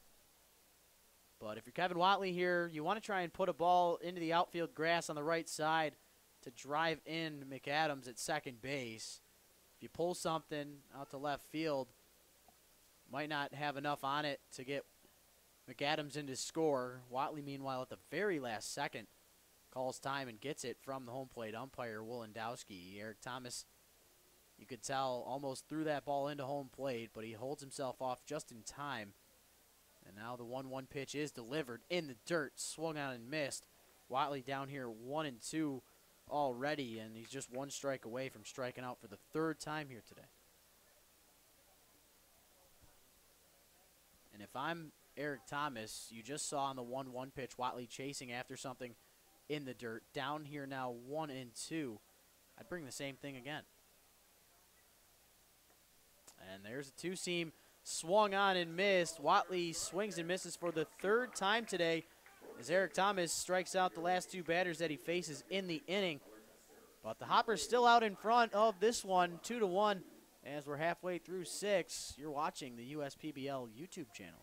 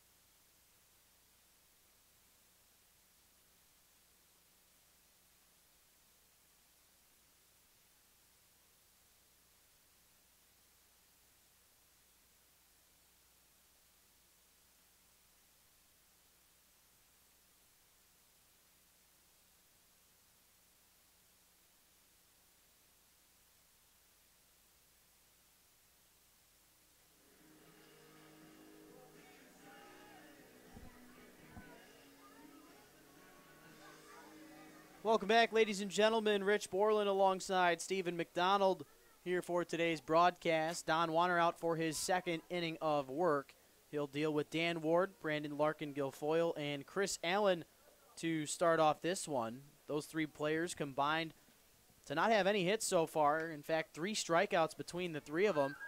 Dan Ward, with the first pitch he sees, hits a ground ball to the left side where Gunnar Buhner will make the routine ground out for out number 1. Ward's day, he's retired for the first time, was hit by that pitch in the first, reached on the walk in the third, and your pick the stick winner gets retired there for the first time today, but not a bad start so far. Still have at least another at-bat in his day. Doing a whole lot better than my guy, Johnny Knight, who's 0 for 2 with a strikeout, a ground out, and that hit by pitch as well. But he's allowing Johnny Knight to stay in the battle here as Brandon Larkin Guilfoyle now stands in. Warner misses the zone by a lot with that fastball.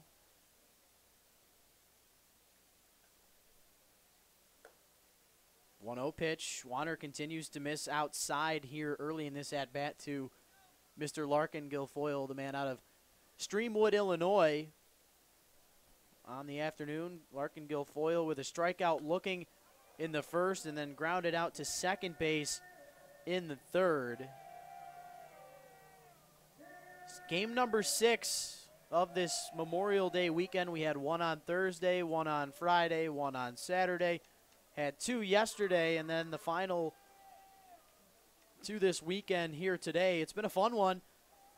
Eastside Diamond Hoppers just in front of the Unicorns by a run. Still plenty of baseball left to be played here as Brandon Larkin Guilfoyle works the count now 3-1 in his favor with that ball missing in the dirt. But in the Unicorns' last game, Mr. Larkin Guilfoyle went 0 for 4, and he hasn't had a hit since then. And then right on cue, the 3-1 pitch hit on a line into right field for the first hit of the inning for the Corns. They have a man on base with 1 out. That'll bring up Chris Allen, who's 0 for 2 on the day with a couple of Ks. Yeah, in that last at bat to Guilfoyle, Warner had been leaving a lot of pitches up and away in the zone. That one in the 3-1 count right there just caught enough of the plate, and Guilfoyle able to turn on it right in that gap between first and second for a base hit. So Allen trying to get his day turned around. Good start by looking at that ball that misses in the dirt. Nice job from Thomas Lukongo to not allow the base runner to get into scoring position. Larkin Guilfoyle, not a lot of speed over there at first, so it'll take a lot to get him into scoring position. That 1-0 pitch looked good from up here. Must have just missed that outside half. Allen now ahead here 2-0. Nico Lolio looming on deck. 1 for 1 on the day with a single and a walk. As this ball hit foul over the netting and over our heads in the press box. 2-1 the count on Allen.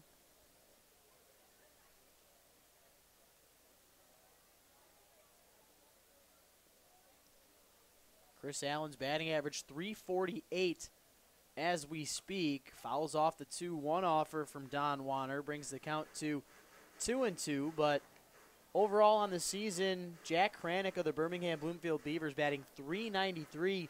It's good for first. Johnny Knight the fourth in second with a .364 average. Your boy Dan Ward batting .357. And then Cody Rudisilia of the Hoppers batting .350. And now this man, Chris Allen, right below that at .348. Fouls off another one to stay alive here. The count remains 2-2. Yeah, really through the first 3 weeks now of the season, we've seen a lot of good hitting from a lot of these guys, not just from these 2 teams that we're watching today, but all 4 teams in general. You look at a guy like Chris Mangus from the Hoppers, I believe, had 3 home runs that first weekend, set some USPBL history on that weekend. Great way to kick off the season to the 2018 season. Yeah, and then as Chris Allen swings and misses for strikeout number 3 on the day for him, out number 2 here in this home half of the 6th. But continuing that conversation about certain guys stepping up this season, Jalen Lawson was crowned the USPBL Hitter of the Week here in Week 3. Leads this league with 10 RBIs on the season. Most of which came from this weekend, I would assume, from 3 home runs, one being the grand slam. It was yesterday. Yep, had the grand slam, also had a 3-run homer in the game before that. So Jalen Lawson showing his talents here in this third weekend of the USPBL 2018 season. Lolio, meanwhile, before he gets the 0-1 pitch sent over his way, something looked like it might have caught an eyelash or something got in that eyeball. It looks to be all good now. Warner ahead 1-0. That one in the dirt, getting away and past the catcher, Thomas Lacongo. Lolio doing a good job transitioning from batter to base running coach, telling Brandon Larkin-Guilfoyle to take second base on that wild pitch from Warner. And right on cue, Eastside Diamond Hoppers and Paul Nochi are going to put Lolio on base with that intentional walk after the 1-1 count. Not the baddest idea if you are Don Warner, Paul Nochi, and the Diamond Hoppers, but keep in mind this, Lolio might be having a good day, but Erlinson having a good recent season at the plate. In his last game back on the 26th against the Westside Woolly Mammoths, Erlinson went 2 for 3 with a home run, a single, obviously a run and an RBI, but also had a walk to his credit. So Erlinson's really seeing the ball well, even though he's over 2 on the afternoon here today. He grounded out to shortstop in the second, did strike out looking in the fourth. Paul Nochi and Don Warner electing to go with the Erlinson battle instead of Lolio. They, of course, now have a force out at any base. Erlinson trying to get the Corns back in this one. Tying run in scoring position. Erlinson a good eye there on the 1-0 to hold off on the one in the dirt. And now, if you're the Hoppers and Don Warner, you got to be careful. You're down in the count 2-0. If you walk Erlinson, you load the bases. Everybody in the park knows it, so if you're Erlinson, I'd be aggressive and eager here, knowing that a strike will be coming from Mr. Don Warner. You don't want to go 3-0. And if you're Paul Nochi and, of course, Don Warner on the mound right now, this is exactly what you did not want to happen by walking Lolio to get to Erlinson. Obviously, you want to take your chances with Erlinson if you have the ability to put Lolio on, but obviously getting down 2-0 in the count as he fouls one off there, obviously not what you wanted to do, so hopefully he can battle his way back. He does right there with the fastball in the zone as Erlinson gets under it a little bit, fouls it off into the protective netting. 2 runners on, 2 outs, home half of the 6th inning. Diamond Hoppers clinging on to this 1-run lead with the 2 runs in the first inning. As we sit here in the home half of the 6th, Don Warner with the 2-1 fastball misses high, but a nice effort and opportunity there thrown by Thomas Lacongo to try and get Brandon Larkin-Guilfoyle off guard there, but instead he gets back in time. Ball actually made contact with him, but it doesn't go far enough for him to try and take third. Count 3-1 on Erlinson, and if I'm Jim Essian, the manager of the Unicorns, I might be giving him a take sign here. Maybe we can get the bases loaded for the Corns. Instead, green light given on the 3-1, fouls it off. So Warner let a couple different pitches get away from him here in this battle, but he is still in it. He's worked the count full, so base runners will be moving here. Got Larkin-Guilfoyle on second, Lolio at first. They both were given the thumbs up to Jim Essian, making sure they're all on the same page. So if you're Warner here, you want to throw a strike. Last thing you want to do is walk the bases loaded. Payoff pitch, fastball hit, high fly ball into right. Should be an easy play for the right fielder, and it is in fact made. Out is recorded, and the Diamond Hoppers get out of the jam and remain out in front by a score of 2-1. We head to the top of the 7th. You're watching the USPBL YouTube channel.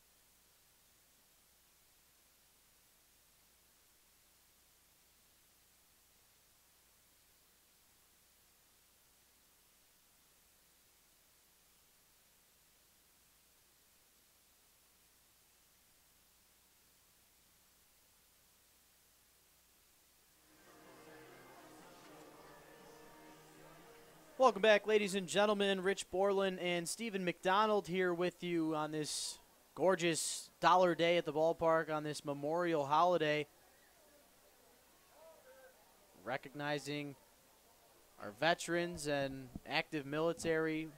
Thank you day in and day out of our lives, sacrificing your time, your effort, and sometimes the ultimate sacrifice to help us live our daily lives and enjoy this great game of baseball day in and day out here at Jimmy John's Field. Back to the top of the Eastside order we go. Cody Rudisilli stands in here against Eric Thomas, who's back out for his second inning of work. In the first inning, he battled against four batters, through 22 pitches, a lot of walk, had 2 Ks, but that was it. So Rudisilli, Diaz, and Gunter due up here. Rudisilli even at a 1-1 count.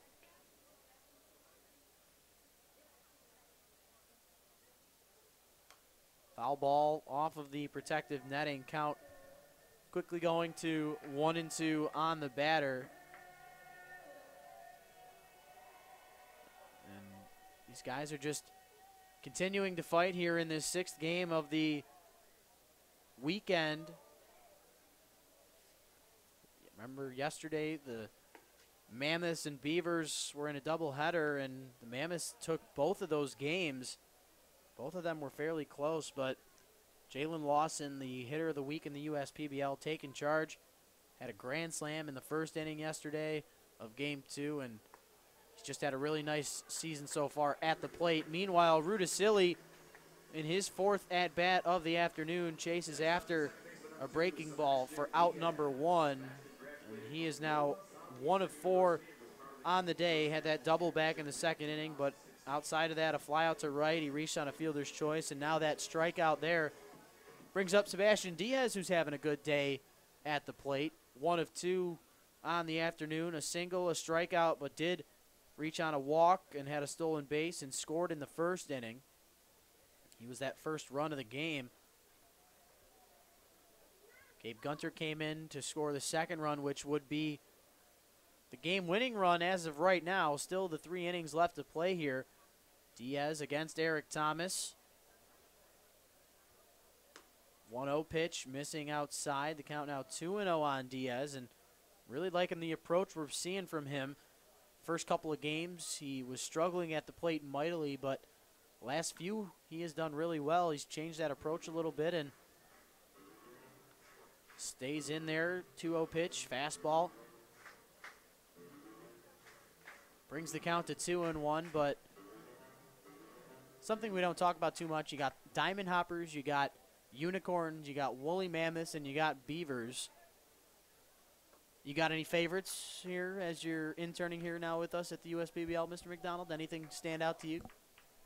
I mean, I've been a fan pretty much since day one. I was here on opening day the very first year. I think back then I was more of a Unicorns fan just because they are from Utica, I guess, but I mean technically all 4 of them are.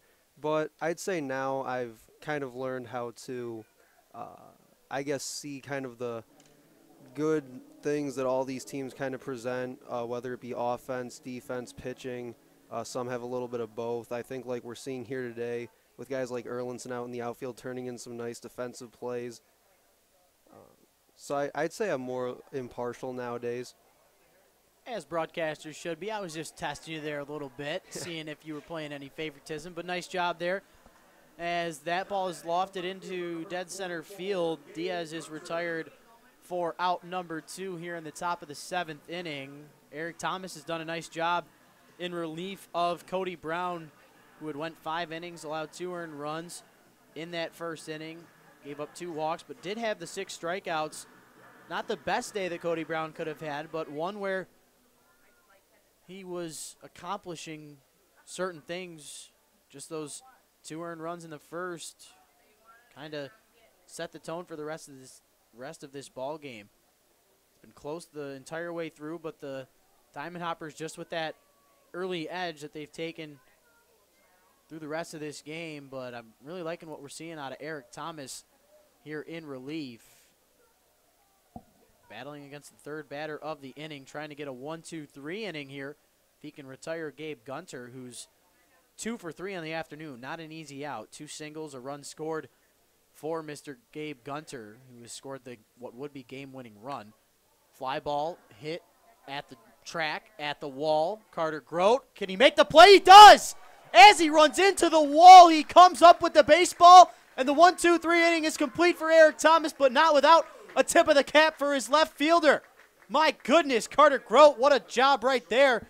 Top of the 7th inning is all said and done. We had to stretch time, as Carter Grote might have to stretch out that back a little bit. You're watching the USPBL YouTube channel. Diamond Hoppers out in front, 2-1.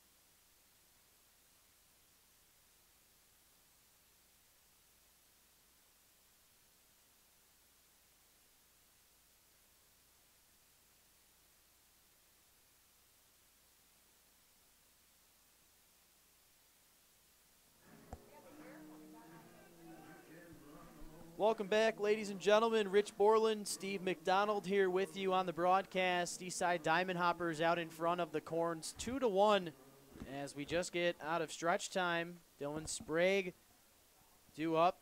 Adrian Guzman on deck. 8-9 one-hitters due up for the Unicorns here in this home half of the 7th. Don Wanner's day in relief is done.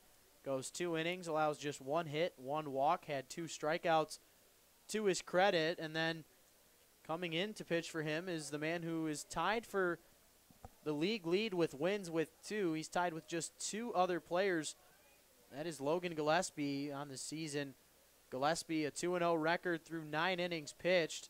This is his 5th relief appearance. He's allowed 8 hits in those 9 innings, 4 walks to 8 strikeouts, and a really nice 1.00 even ERA, and then a 1.33 whip. 2-1 pitch to Dylan Sprague, missing just low. Brings the count to 2-1 now.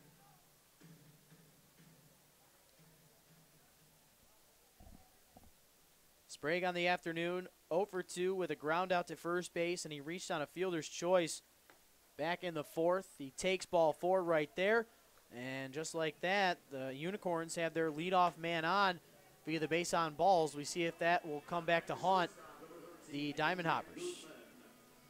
Never want to start off an inning with a leadoff walk.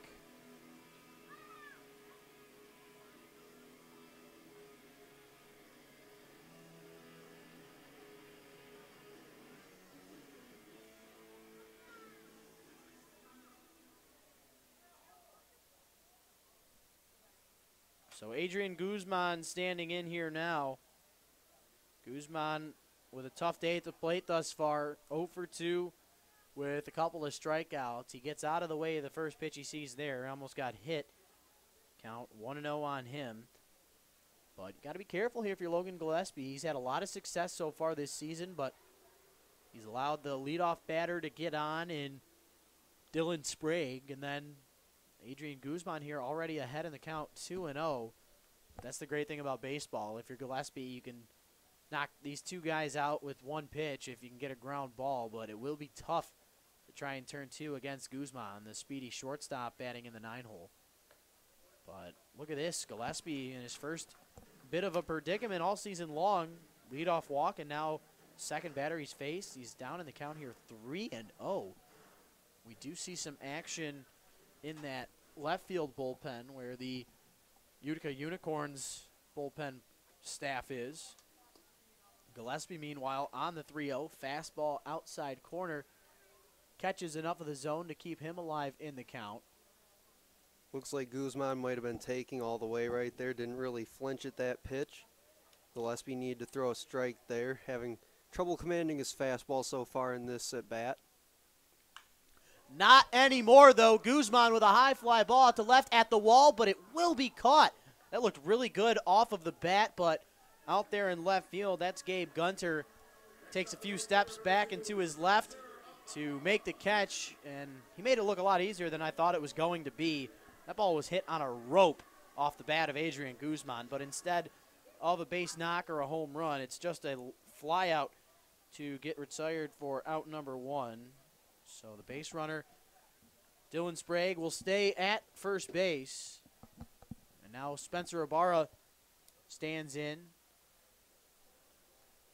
And Guzman really caught just about as much of that as I think he could have in that case. But like you said, Gabe Gunter doing a good job of tracking that one down all the way to the wall out there in left field.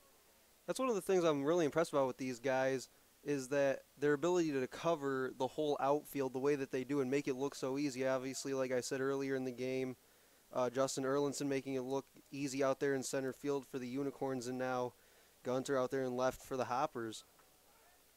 And look at that. I like the aggressiveness from Thomas Lukongo, but almost turned into something scary there as Cameron Coons had to lunge out, stop that baseball from going into right field.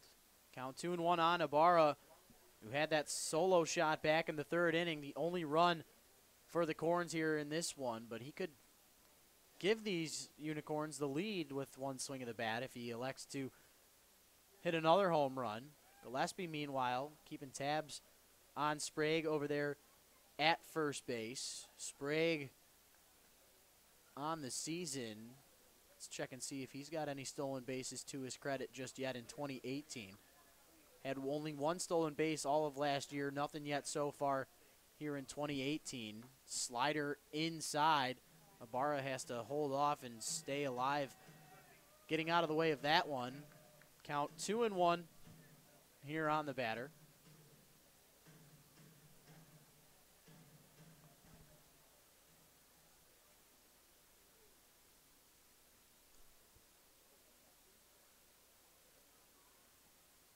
Gillespie, the 2-1 offer, fastball out of the zone, but Ibarra could not hold up on it. It looks like he was swinging before that pitch was being delivered, trying to have an aggressive at-bat with the count at 2-1, but Gillespie forces Ibarra to chase after that. The count now even at 2-2. And a good pitch there by Gillespie going upstairs with the fastball, getting Ibarra to swing right through it. And then right on cue. 2-2 pitch also swung right on through.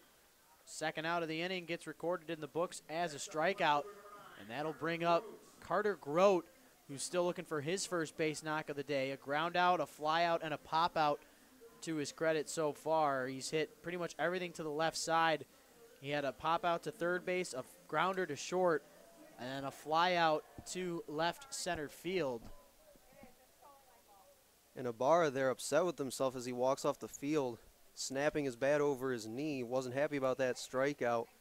But a good two-pitch sequence there by Gillespie, going back-to-back fastballs, mixing his locations to get out Ibarra.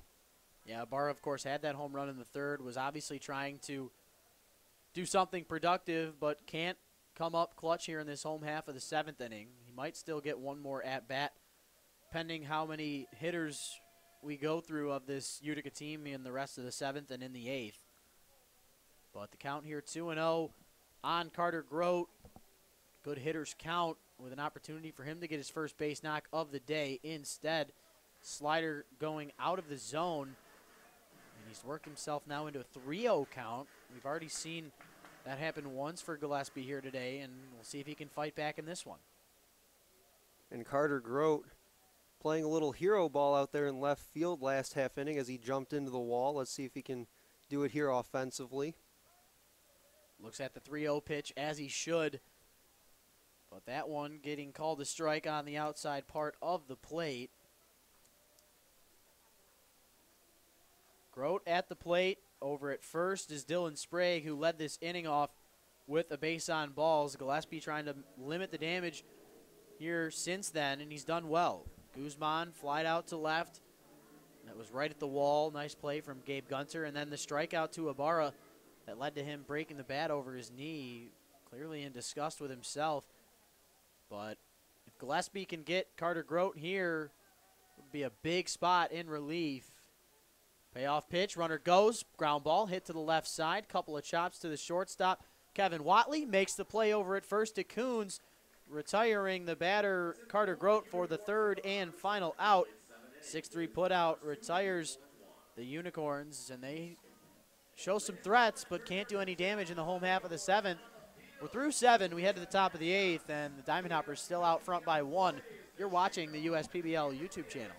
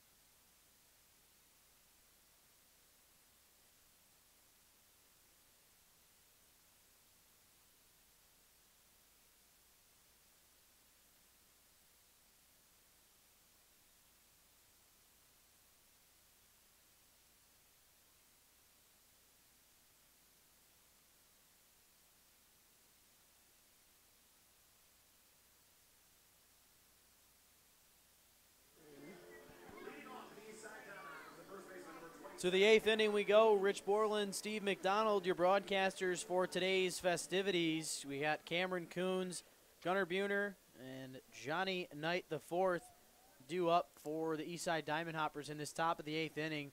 It won't be Eric Thomas they're facing. His day is done after 2 innings. He allowed just 1 walk and had 3 strikeouts to his credit. He gives way to the right-hander out of Catawba College, the Ferrum, Virginia native, Chris Dula. Dula making his 6th relief appearance for the Unicorns here in this 2018 season. 2nd year Unicorn, the right-hander, through his first 5 relief appearances. He's thrown 4.2 innings. He's allowed just 4 hits in those 4.2 innings, and he's given up 5 walks, but does have 9 strikeouts and maintained a 3.86 ERA.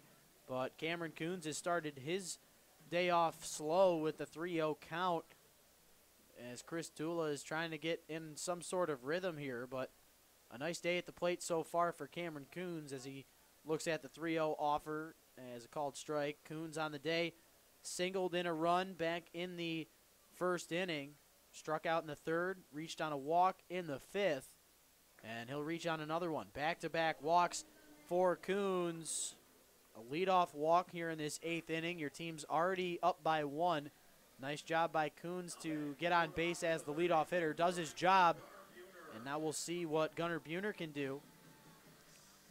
Gunnar Buhner with 3 fly balls to center field today. One of them via the sac fly variety, RBI sac fly that drove in Gabe Gunter. That is the what would be game-winning run on the day.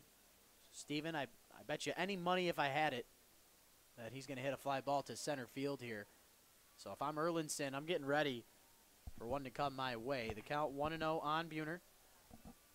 Dula, the pitch, fastball, outside corner, looked to be good. Called strike by the home plate umpire, and then meanwhile, a bang-bang play at first base. We've seen both Chris Allen and Thomas Lukongo try and catch some of these base runners off guard as they're finishing up their secondary lead and then getting back to first base or any base that they're trying to. We've seen an attempt at second base as well. But the count 1-1 on Buhner. The delivery from Dula, fastball outside corner, and Buhner chasing after it. The count now 1-2 on the right-hander out of Issaquah, Washington.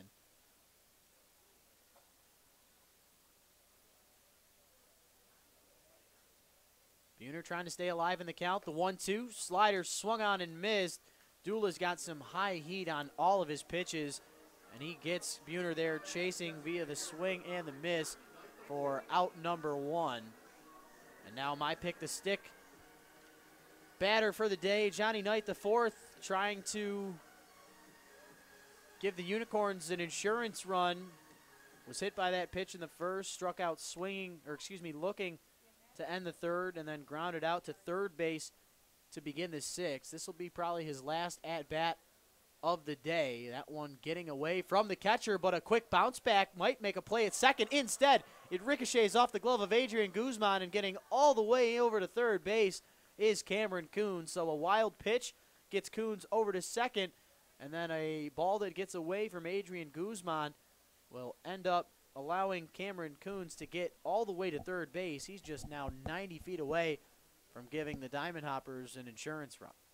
And if you're Chris Allen behind the dish there for the Unicorns, that is not a throw you need to make. You just need to hold on to that ball, let him take second, and just get back to pitching and playing ball. Now he stands on third instead. Yeah, infield in here now for the Unicorns. That ball in almost at the head of Johnny Knight the 4th. So he gets out of the way. The count 2-0 on the batter. But every infielder playing even with that baseline, trying to not allow Cameron Coons over at third base to come in to score. But if you're Johnny Knight, all you really need to do is put a ball into the air.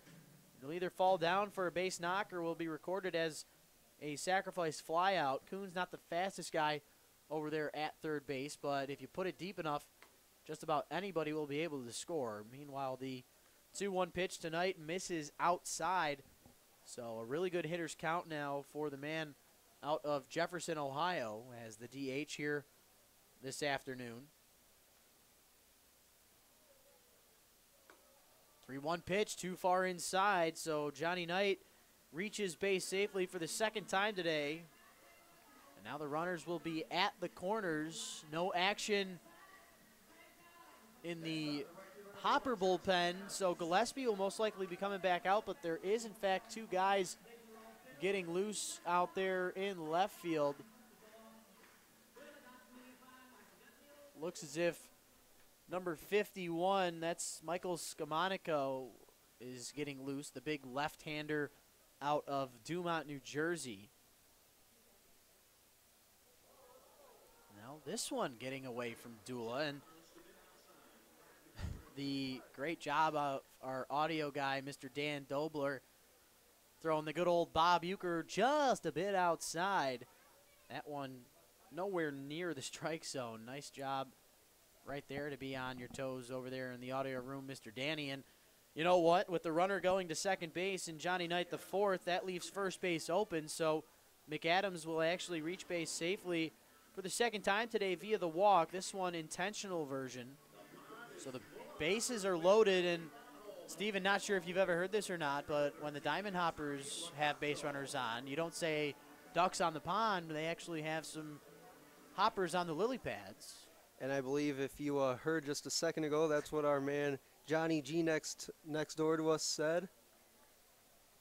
Bases juiced here for the Hoppers as they are trying to get some insurance runs. Thomas Lacongo standing in here now. Dula in a tough spot as he has walked the bases loaded. Cameron Coons on third base with the walk. Johnny Knight the fourth on second with the walk. And then McAdams given first base the easy way. But Dula with these bases loaded has sort of turned it up a notch. He's got Lacongo quickly down 0-2. Not messing around with two fastballs that Lacongo's been behind on both. And Dula might have loaded the bases, but Lacongo's making an effort on these first two pitches to empty them. This one gets away from the catcher, Chris Allen, but I mentioned Cameron Coons, not the lightest on his feet. He thought about coming home with it, but makes the smart decision. Probably got the manager, Mr. Paul Noce, in his ear telling him to come back, as all you'll need is a fly ball to drive in a run. Infield playing at normal depth. They're ready to try and make a double play on Lacongo. And Dula's battling in a 1-2 count here. Dula, the former 25th rounder by the Texas Rangers in 2013. And he's going to wear one. And look at that. Chris Dula walks the bases loaded and then drills Thomas Lacongo to bring in an insurance run for the Hoppers. You hate to see that if you're a Unicorn fan. But that is a tough spot right there for Chris Dula. Not his best outing, and in fact probably his worst on the season so far. You wonder how long it'll take manager Jim Essien to maybe make a decision. Got Scamonico still warming up out there in left field.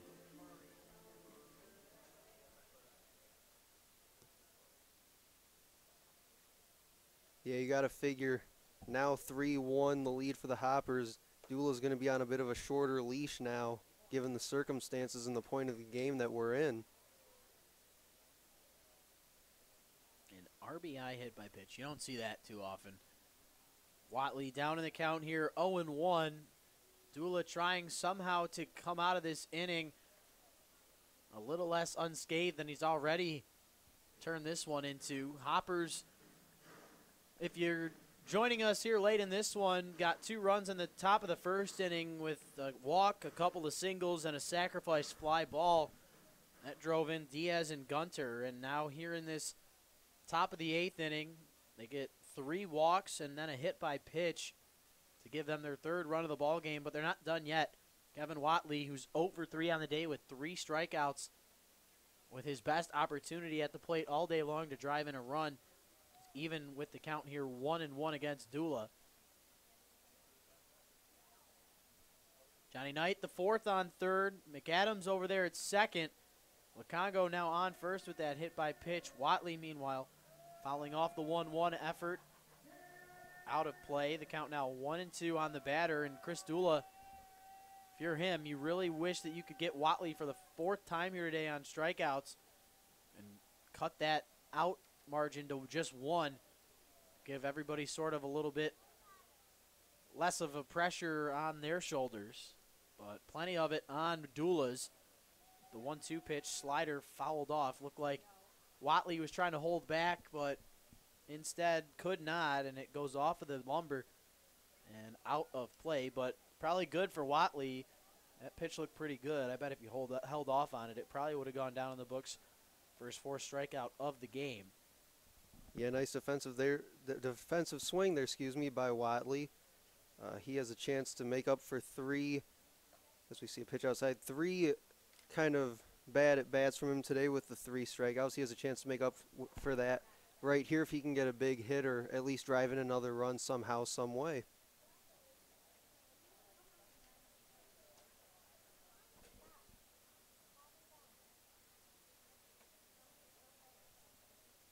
Oh and he my hits goodness, him. the 1-2 pitch. Chris Dula drills his second consecutive batter, and you really don't think you could have a worse outing. You walk the bases loaded, and then you hit 2 batters to drive in 2 runs.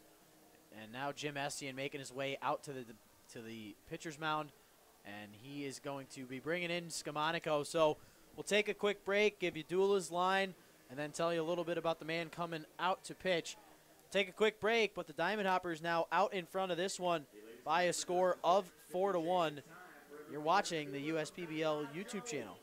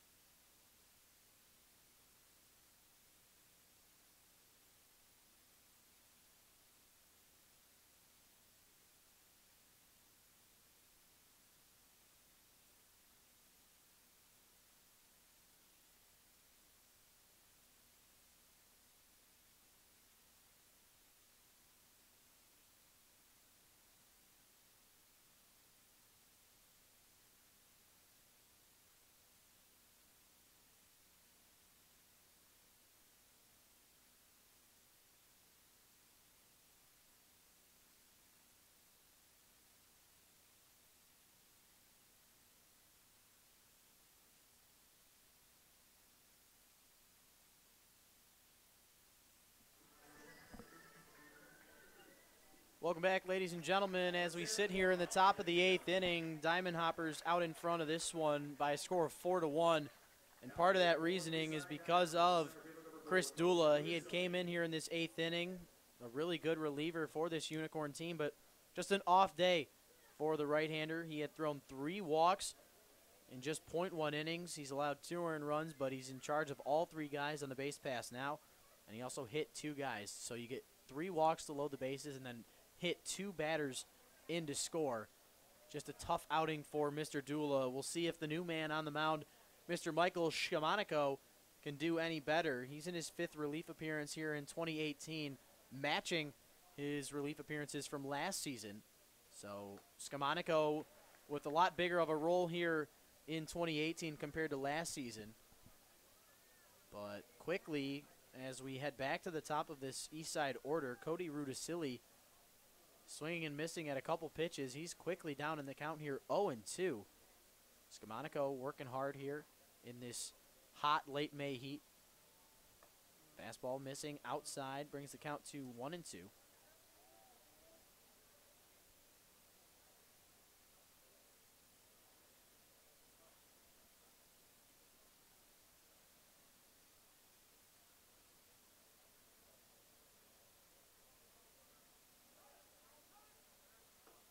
So Scamonico delivers a pitch, but time was called by Rudisilli just in time, as the home plate umpire, Scott Wolendowski, gives it to him. Rudisilli on the day so far, 1 for 4, a double, a flyout, a strikeout, and he's reached on a fielder's choice as well. But Scamonico in a big spot here, trying to get out of it, and that ball getting away underneath, and because the bases were in fact loaded, Rudisilli tried to take first base, but of course, with the bases loaded, he's automatically out there for out number 2. And we'll see if Scamonico can limit this east side damage, but he'll have to deal with Sebastian Diaz here with the bases loaded and 2 down. And for Rudisilli, that's back-to-back strikeouts in 2 straight innings going back to the 7th.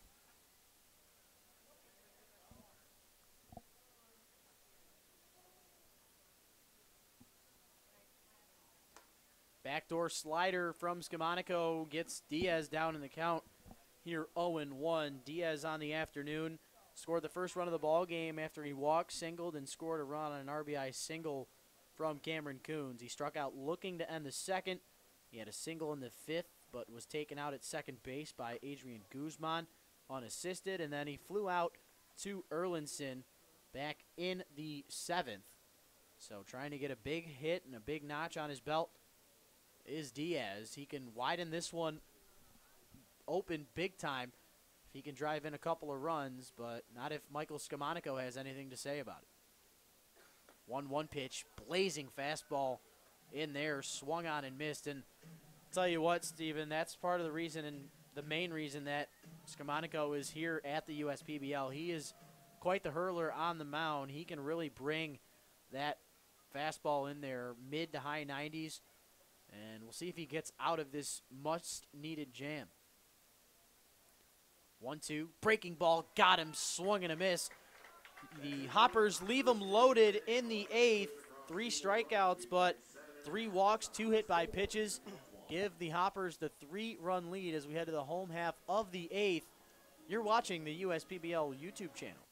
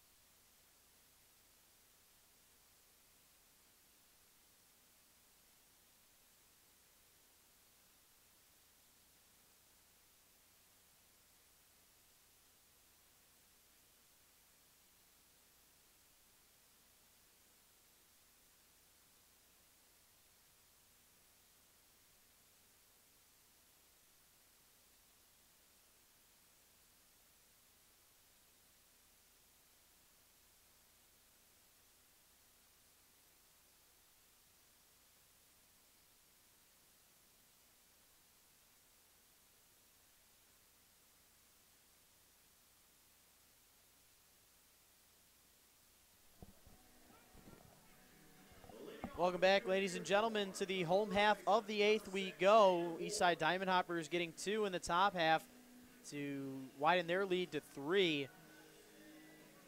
Logan Gillespie's day done on the mound. He goes the 1 inning in the 7th. Allows no runs on no hits. Did have a walk and a strikeout to his credit. He now gives way to Alex Vargas, who's in his 7th relief appearance on the season. He is your perfect setup guy. He has thrown 1 inning in each of his outings. Those 6 innings under his belt, he's allowed just 4 hits, 1 walk to 8 strikeouts, a 1.50 ERA, and a .83 WHIP. And now your man on the in the batter's box, Mr. Dan Ward, standing in your pick the stick. And look at that, a base knock into center field gives the Unicorns some life here in the home half of the 8th inning. Leadoff single, have the Unicorns on the board. And between our 2 pick the sticks, that's the first one that got on that wasn't a walk. So Yeah. looks like I might finish out pretty good on the day here. Yep. But you said you might have had a little something on Vargas. Was that correct? Yeah, I got one thing real quick. Back in 2015, he was taken in the 39th round of the amateur draft by the Houston Astros. So the Houston Astros, 2017 World Series champions, as Brandon Larkin Guilfoyle stands in here now with one man on and nobody out. Fouls off the first pitch he sees, but Vargas, the man out of New York, having a really nice season thus far in relief for these Diamond Hoppers, and you would expect it to continue in this setup spot. Nobody getting loose in that Eastside bullpen, so you wonder if Vargas might be in a save situation with 2 innings, or if somebody's just not getting loose just yet. Would be surprised to see anybody other than Torrey DeShazier come out to close this one.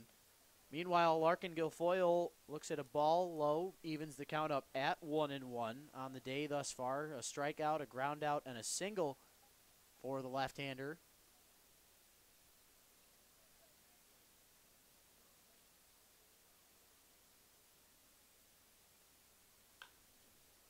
Nice pitch there from Vargas. Larkin Guilfoyle made hard contact on it, but because of that pitch location in on the hands, that was really the only thing that Brandon could do with that pitch. And I'll tell you what, if I'm Vargas, I might bring that one more time.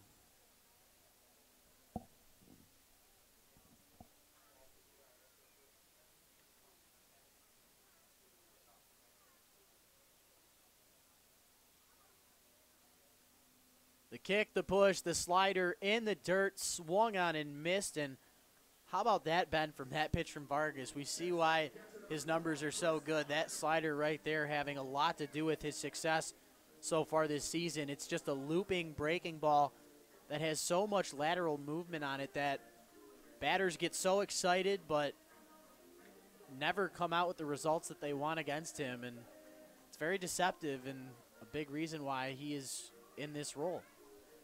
Yeah, you're right about that slider. When it comes off Vargas' hand, the hitters look to attack it as it's coming right at them, but then all of a sudden at the last second it just drops right off the plate and they can't catch up with it. You saw it again right there. Good job of Chris Allen to hold off on it.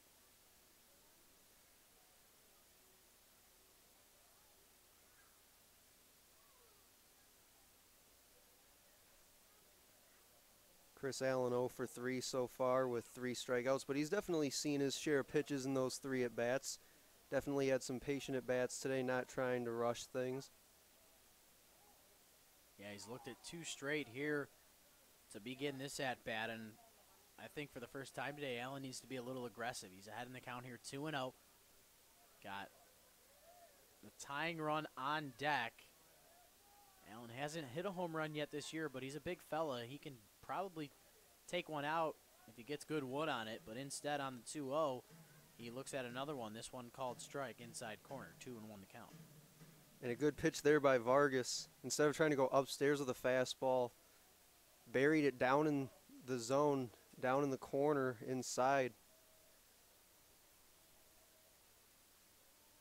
2-1 pitch, fastball outside corner, good enough to get called a strike just on that outside corner. Evens this count up at 2-2 with the 1 base runner on. And Vargas mirroring pitches there, those last 2, goes down and in with the fastball, then down and away with that last one. Evens it up. Slider hit on the left side of the field, and it'll drop in. Out there in left field was Gunter, but he was playing fairly back against Chris Allen. Allen just gets contact with the baseball and puts one shallow into that left field area. So now runners at first and second with just 1 out. Nico Lolio coming up to the plate. Mentioned how he's got some power under his belt and tying run at the plate. Got to really make your pitches here if you're Alex Vargas. And in this game, if I had to have somebody up to potentially tie the game in a late game situation like this, I'd take my chances with Lolio any day.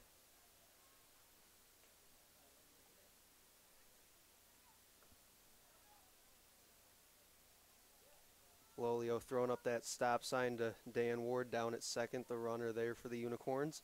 Yeah, Lolio's done a really good job of that, helping his teammates out on the base pass today. He told his other teammate earlier on in this game, Brandon Larkin Guilfoyle, back in the sixth, to take a bag once he realized that it got away from him.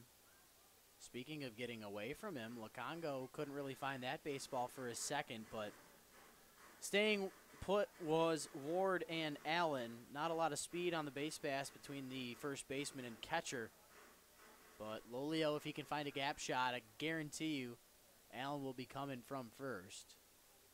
And now a meeting of the minds on the mound as Thomas Lukongo trying to calm down his pitcher, Alex Vargas.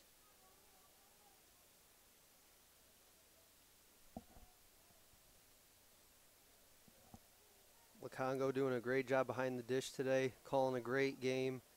Obviously, Hopper's only given up the 1 run so far to this point in the game. He's also gotten down and dirty in the dirt today, blocking a couple balls down low like we saw in that last one before he went out there. Vargas gives a tiny look to Ward at second, then comes home with it.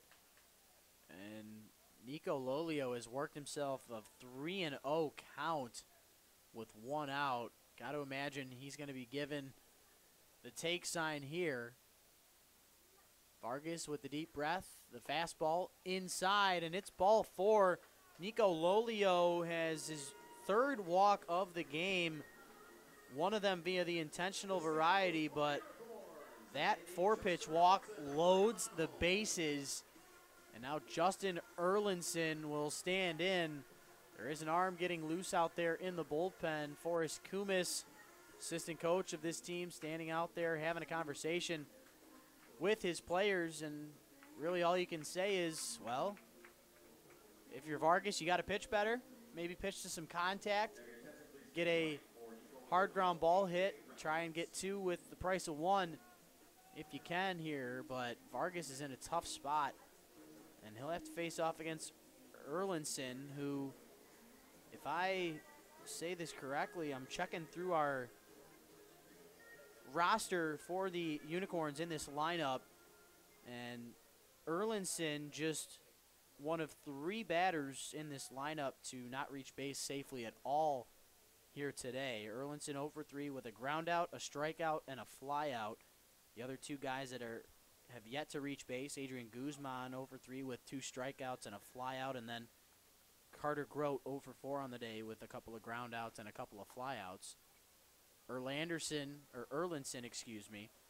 looks at called strike 1, fastball outside part of the plate, but Vargas in a very tough spot, tying run at first. Erlinson had a home run in his last game against the Woolly Mammoths, so you got to be careful here. Fastball missing in the dirt, and a wild decision there from Thomas Lukongo. You got bases loaded. The runner at second is Chris Allen. Does not have speed whatsoever, and took a risk there by throwing out to second base. 1 hop to the shortstop. Good job by Kevin Watley to keep that baseball in front of him and in the infield. Meanwhile, Erlinson on the 1-1 pitch, chases after something that might have been away from the zone. Now the count is 1-2 here, just 1 pitch out from getting retired. Vargas and these hoppers could really use it. And Jim Essien adding some speed to the base pass as he pinch hit for Nico Lolio. A.J. Reynolds now down there running at first. Another ball getting away from Lukongo. Count evening up at 2-2. And we just wait to see what happens here. It's been an entertaining baseball game. Hoppers with the 2 in the first. The Unicorns with the solo shot from Spencer Ibarra in the third. And now the Hoppers with the 4-1 lead with that debacle of an inning from Chris Dula in the 8th with 3 walks, 2 hit by pitches, and 2 runs scored. But the Unicorns with an opportunity here to try and get back in this ball game, but instead, Justin Erlinson is retired for the 4th time today. Out number 2 of the inning, goes down in the strikeout category. 2nd K of the day for Erlinson. And now Dylan Sprague will be the final hope here in this 8th inning for the Unicorns. Adrian Guzman looming on deck.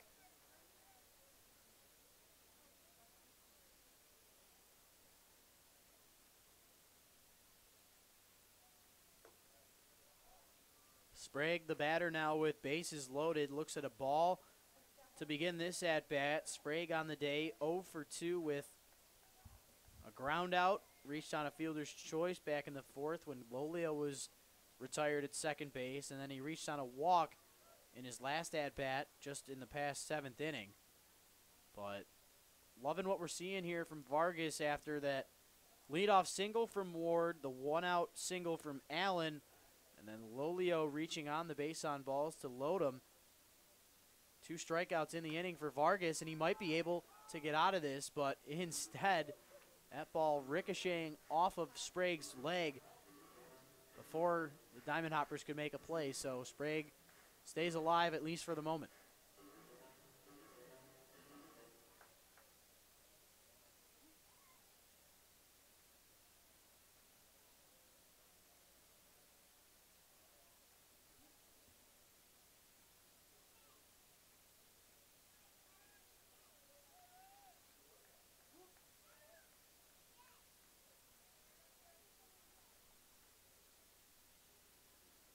So Vargas ahead of Sprague in the count, 1-2. Hoppers trying to get out of this. Bases loaded jam. The fastball outside corner looked good from up here. Home plate umpire Scott Wolendowski stood up for a second. We weren't sure if he was going to ring up Sprague, but instead the count even now at 2-2. And the Hoppers trying to get out of this. Unicorns trying to keep it going. Tying run at first. 2-2 pitch. Fastball misses high. So hold on to your hats, ladies and gentlemen. Payoff pitch will ensue. Runners will be moving on first movement. Jim Essian was just relaying a sign, not a sign, but a show over to the man on second, Chris Allen, making sure that Vargas does, in fact, come home with the pitch and the leg kick. Fastball hit over to left field. On the track is Gabe Gunter, and he'll come up with the catch. Big fly ball from Dylan Sprague can only go down in the books as the flyout.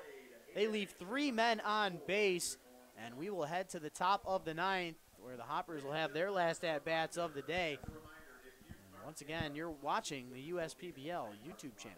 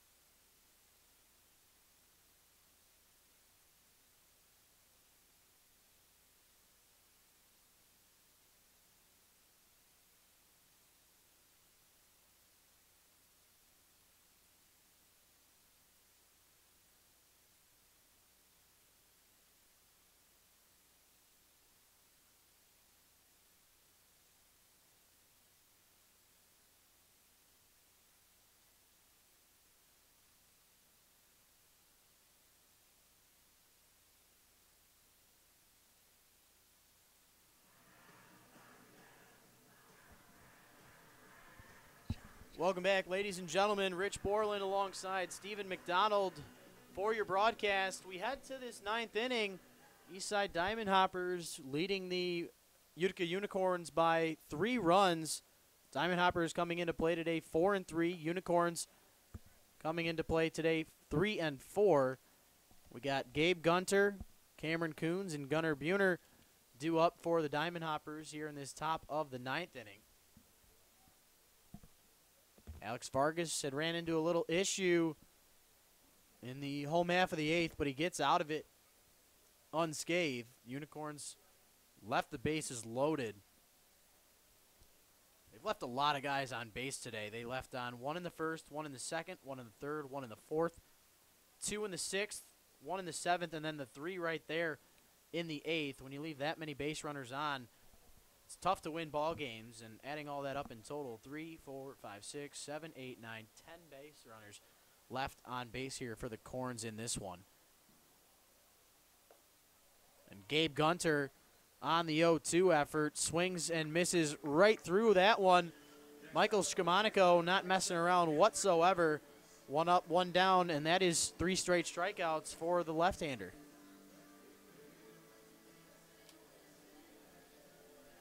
Yeah, and I like Skamonico's approach right there, just going right at the hitter. I think that's his approach for this inning. That's what it needs to be. He needs to just go right at these guys, set them down, get to the bottom of the 9th, and give his team a chance to come back in this one. You are correct about that. Unicorns cannot afford to give up any more runs if they have any intentions of coming back in this ball game. Got 1 out here now on the board. Cameron Coons standing in for his 5th time today. He's had a really nice job at the plate. Originally was slated in that 8th hole, but a change of the guards where Thomas Laconga was catching instead of Josh McAdams. And Coons on the day, a single and 2 walks to his credit. Does have a run scored and an RBI, so it's been a big part of half the runs for the Eastside Diamond Hoppers. He, meanwhile, looks at the 1-1 pitch. The count now 2-1 in his favor.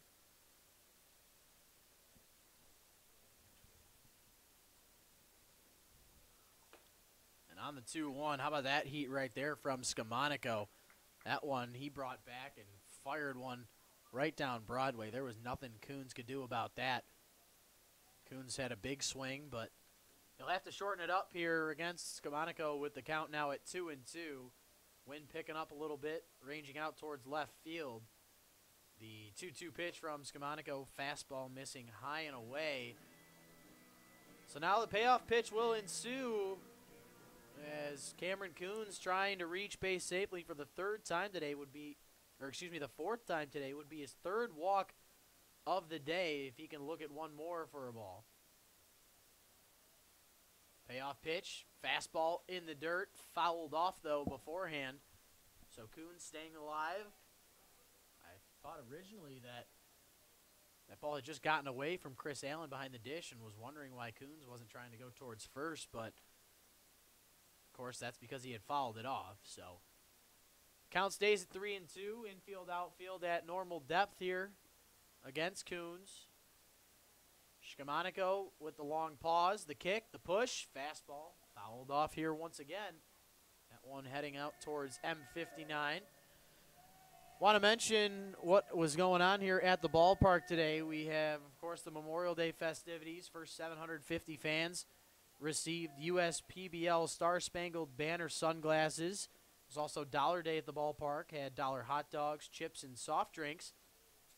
So the fans got their money's worth here today like they do just about every game here at the USPBL as Cameron Coons for the 3rd time today earns the walk. And believe it or not, that was the first time he had worked the count full.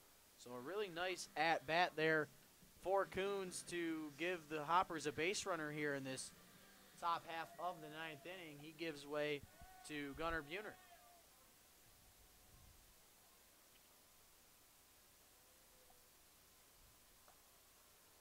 Buhner on the afternoon. He's 0 for 3 with 2 flyouts to center and a strikeout, but did have that sacrifice flyout that drove in Gabe Gunter back in the 1st inning. And Meanwhile, Buhner staying aggressive here. Fouls off the second pitch of the at-bat. Quickly down in the count here, 0-2. Next Thursday, it'll be Thirsty Thursday, presented by Dave & Buster's. It'll be Irish American Heritage Night at the ballpark. We'll have Beavers and these Unicorns in action. And then following that game on Thursday, we transition into the month of June, where on next Friday, of course, it'll be Xfinity Fireworks Friday, and also Meet the Woolly Mammoths. We've had almost every team have their meet their players and coaches night. Still got to get through the Westside Woolly Mammoths and the Birmingham Bloomfield Beavers. The Beavers will have the Meet the Beavers night the following Friday, but this upcoming Saturday, of course, WCSX Classic Rock Saturday. It'll be the Bob Seger Tribute Band on Saturday, and then on Sunday the 3rd, we'll have the Unicorns and Beavers in action on the 3rd of June, where it'll be Sunday Fun Day with superheroes. All the fun you can imagine there, but back to the action here. Buhner even in the count at 2-2 as Cameron Coons staying patient over there at first base, not going anywhere with the lefty Shamanico on the bump. The 2-2 breaking ball. It had good motion. It had good movement on it. Just the timing of it was a tad late. That one sailing in over the strike zone as Buhner keeps a good eye there on the 2-2 pitch. He's worked the count in his favor. It's full now with the one out. Coons not going anywhere at first, but Buhner will head back to the bench. The swing and the miss. That is another strikeout for Shamanico. And I think that was a good comeback pitch for Shamanico there in the 3-2 count. Left a couple breaking balls up in the zone there. Worked it to a full count. Decided to come back with that power fastball down and in. And got Buhner to swing right through it for strike 3. Fourth strikeout of the day for Shamanico in his relief appearance. He had struck out the first two guys he faced in the 8th, Rudisilli and Diaz, and he struck out 3 in a row when he retired Gunter to begin this 9th inning. The walk to Coons separated the next strikeout to Buhner, and now my pick, the stick winner, Mr. Johnny Knight. The 4th stands in. He did walk and score a run, so he does have a run scored above your guy, Mr. Dan Ward, but Ward clearly having the better day thus far with that single that added on to the walk and the hit by pitch for him. But if Johnny Knight, the 4th, can get a base knock here, we might have to have a conversation, Mr. McDonald, on who in fact wins the pick the stick. I think each one of us would be able to make a case for that, so that'll be a fun conversation to have post-game later. Johnny Knight trying to stay alive here, but he's down in the count 1-2 against Skamonico. Sits on that breaking ball, just not enough. Fouls one off near that third base dugout where the Unicorns sit.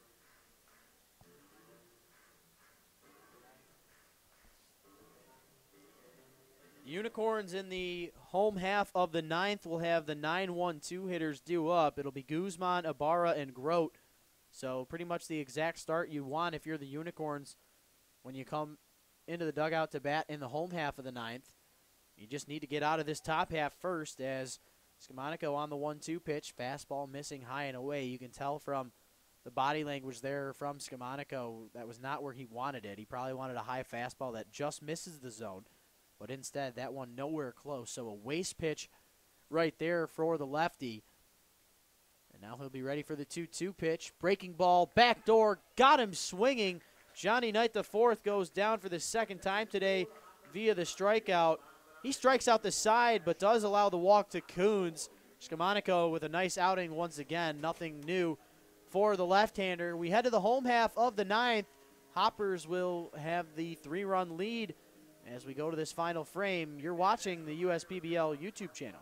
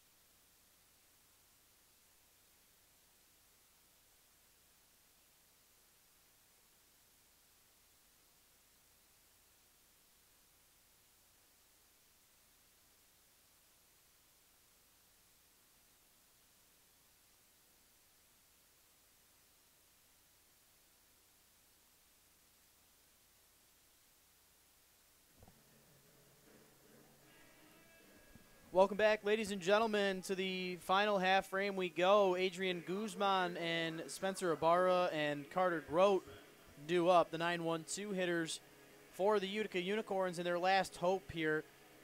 Alex Vargas' day is done after the 1 inning of relief. He did allow the 3 hits, but no runs came in to score. Unicorns left the bases loaded, and they have left 10 runners on in this entire ball game. Vargas giving way to Torrey DeShazier, the right-hander out of Pine Bluff, Arkansas, I should say. The man out of Arkansas Baptist in his 6th relief appearance on the season. He's thrown 6 innings in his first 5 games. He's allowed 3 hits, 3 walks, does have 9 strikeouts and 1 save to his credit. He's, of course, in line here to get the save if he can retire Guzman, Ibarra, and Grote, and he's already a third of the way there. Forces Guzman to reach and pop one out, to the second baseman, Mr. Sebastian Diaz, for out number 1, and a good start here for the Hoppers in the home half of the 9th.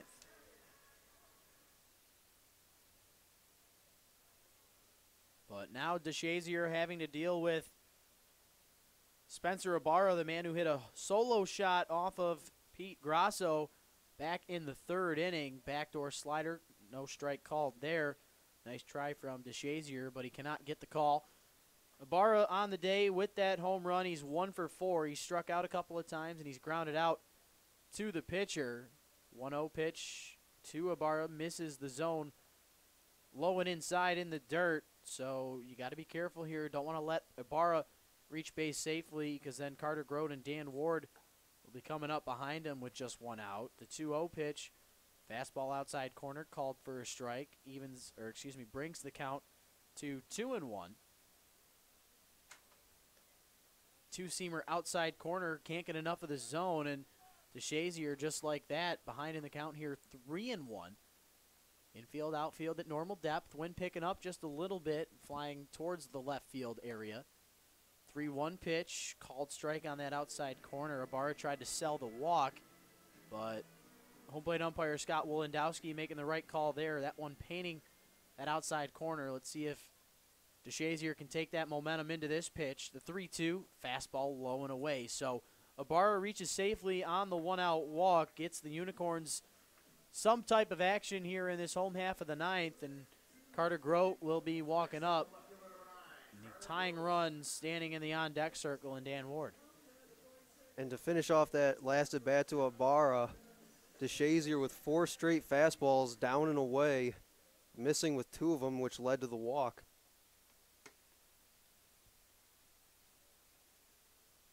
So Carter Grote up at the plate, 0 for 4 on the afternoon. He's got 1 fly out, 1 pop out, 2 ground outs to short.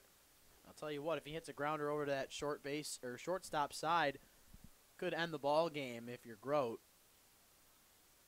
The 1-0 pitch, swung on and missed. Grote chasing after 1, evens the count up at 1-1, but Grote trying to turn things around here. Not the greatest of numbers as of late. Grote 0 for 4 in his last game against the Woolly Mammoths on the 26th. He was 1 for 3 back on the 25th against these same Hoppers. But on the season coming into play today, just 6 hits in 31 at-bats. He desperately needs a hit here. Count 1-2 on the batter.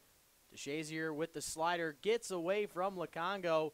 That'll be an easy bag taker for Ibarra. He reaches second base on the wild pitch. But if you're DeShazier, do your best to not really think about the man on second base. That run doesn't necessarily really mean much. He can score all he wants, but the Unicorns still have a long ways to go here. They need to get 3 runs before they can be retired twice. DeShazier doing a good job thus far outside of that walk. He's really pitched well all year long. This ball fouled off hard off the leg of Grote. Hate to see that happen. He's going to have to wince this one away.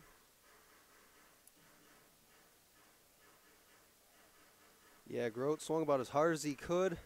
Took that one, looks like right off the left foot there as he started hobbling behind home plate, trying to shake that one off. He'll get ready to dig back in here, though.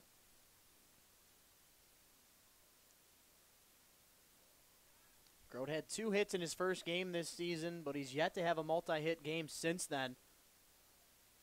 Trying to get his first hit of the day in a desperate spot. Hits a high fly ball out to center field. Cody Rudisilli took his first step back like he should have. Lost it for a second, but ends up finding it in the field of play. The second out is recorded.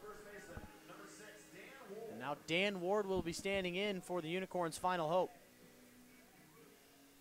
And as Dan Ward gets ready to dig in for what may possibly be the last out of this ball game, I want to take this time to thank you and Scott McDonald for allowing me to be up here to call this game with you today. I had a lot of fun.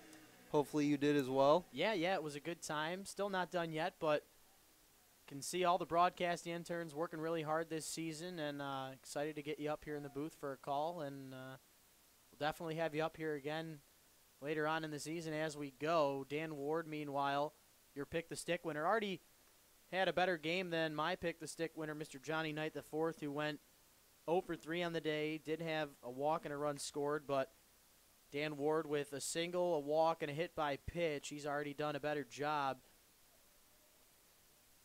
As the Unicorns trying to keep this game alive, Torrey DeShazier in this save situation against Dan Ward.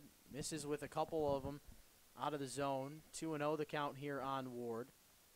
Brandon Larkin Guilfoyle on deck. He's 1 for 4 on the day with 2 strikeouts, a single, and a ground out.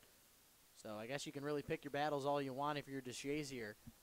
2-0 pitch, breaking ball right down Broadway. And on that 2-0 pitch, Dan Ward was probably not expecting that.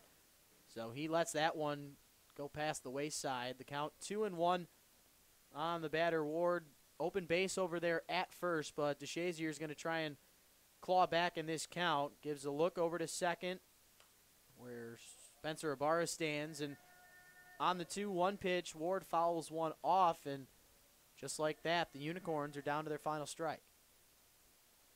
And a good job by Ward there just to foul that one off and get a piece of it.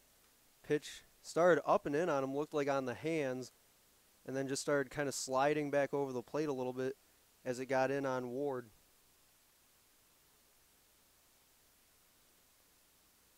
The 2-2 pitch from DeShazier fouled off, and Ward stays alive at least for now. But let's give a quick little recap from this entire weekend. We started back on Thursday where we had the Beavers losing to the Diamond Hoppers. Friday, Diamond Hoppers beat the Unis 6-0. Saturday, Westside Woolly Mammoths beat the Unicorns 4-2. And then yesterday, those Mammoths swept the Beavers in those 2 games, 7-4 and 6-5. Diamond Hoppers trying to close out the weekend on a high note. Torrey DeShazier with an opportunity to end it here. The count 2-2. Gives one look back, comes home with it. Fastball low and away. Dan Ward stays alive for at least one more. And right there, DeShazier trying to go low and away with the fastball. Just let it ride a little too far outside. Got to bring that back in.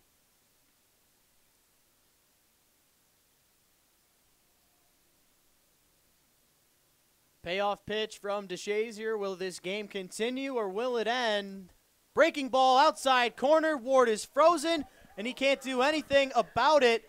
The Unicorns are retired in the 9th, and the Hoppers win this one by a final of 4-1. They get 2 runs in the first, 2 more in the 8th, and they end up victorious on this Memorial Day game. Steven, it was your first broadcast of the season, not out there in the sun working on the cameras, and we had you up here in the booth with us today. What were your first impressions? I think during the Open when we did pregame, a little nervous. There was a little shakiness in my voice, but once the game started and we started playing some ball, I think it started to sink in a little bit. Things started getting smoothed out, and I thought the game overall went pretty well. Yeah, as far as the game goes, what did you take away? We saw Cody Brown versus Pete Grasso. Now, of course, Grasso only went 4 innings, so he cannot get the victory in this one. He, of course, as a starting pitcher, would need to go 5 in order to be in line for the win. So the victory in the end will go to Don Warner. He went 2 innings, gave up just 1 hit in those 2 innings, allowed a walk, and had 2 strikeouts to his credit. But it was a long weekend, had 6 games under our belt. It is finally all said and done. We hope that all you fans will come back out starting on Thursday the 31st here in May. Birmingham Bloomfield Beavers and Utica Unicorns will be the two teams playing. It'll be Thirsty Thursday presented by Dave & Buster's, as well as Irish American Heritage Night, and Liam the Leprechaun will be coming out. So once again, your final here on this beautiful Monday afternoon. Eastside Diamond Hoppers take down the Utica Unicorns by a final of 4-1. From my broadcasting partner today, Mr. Stephen McDonald, my name is Rich Borland. You stay classy, Utica.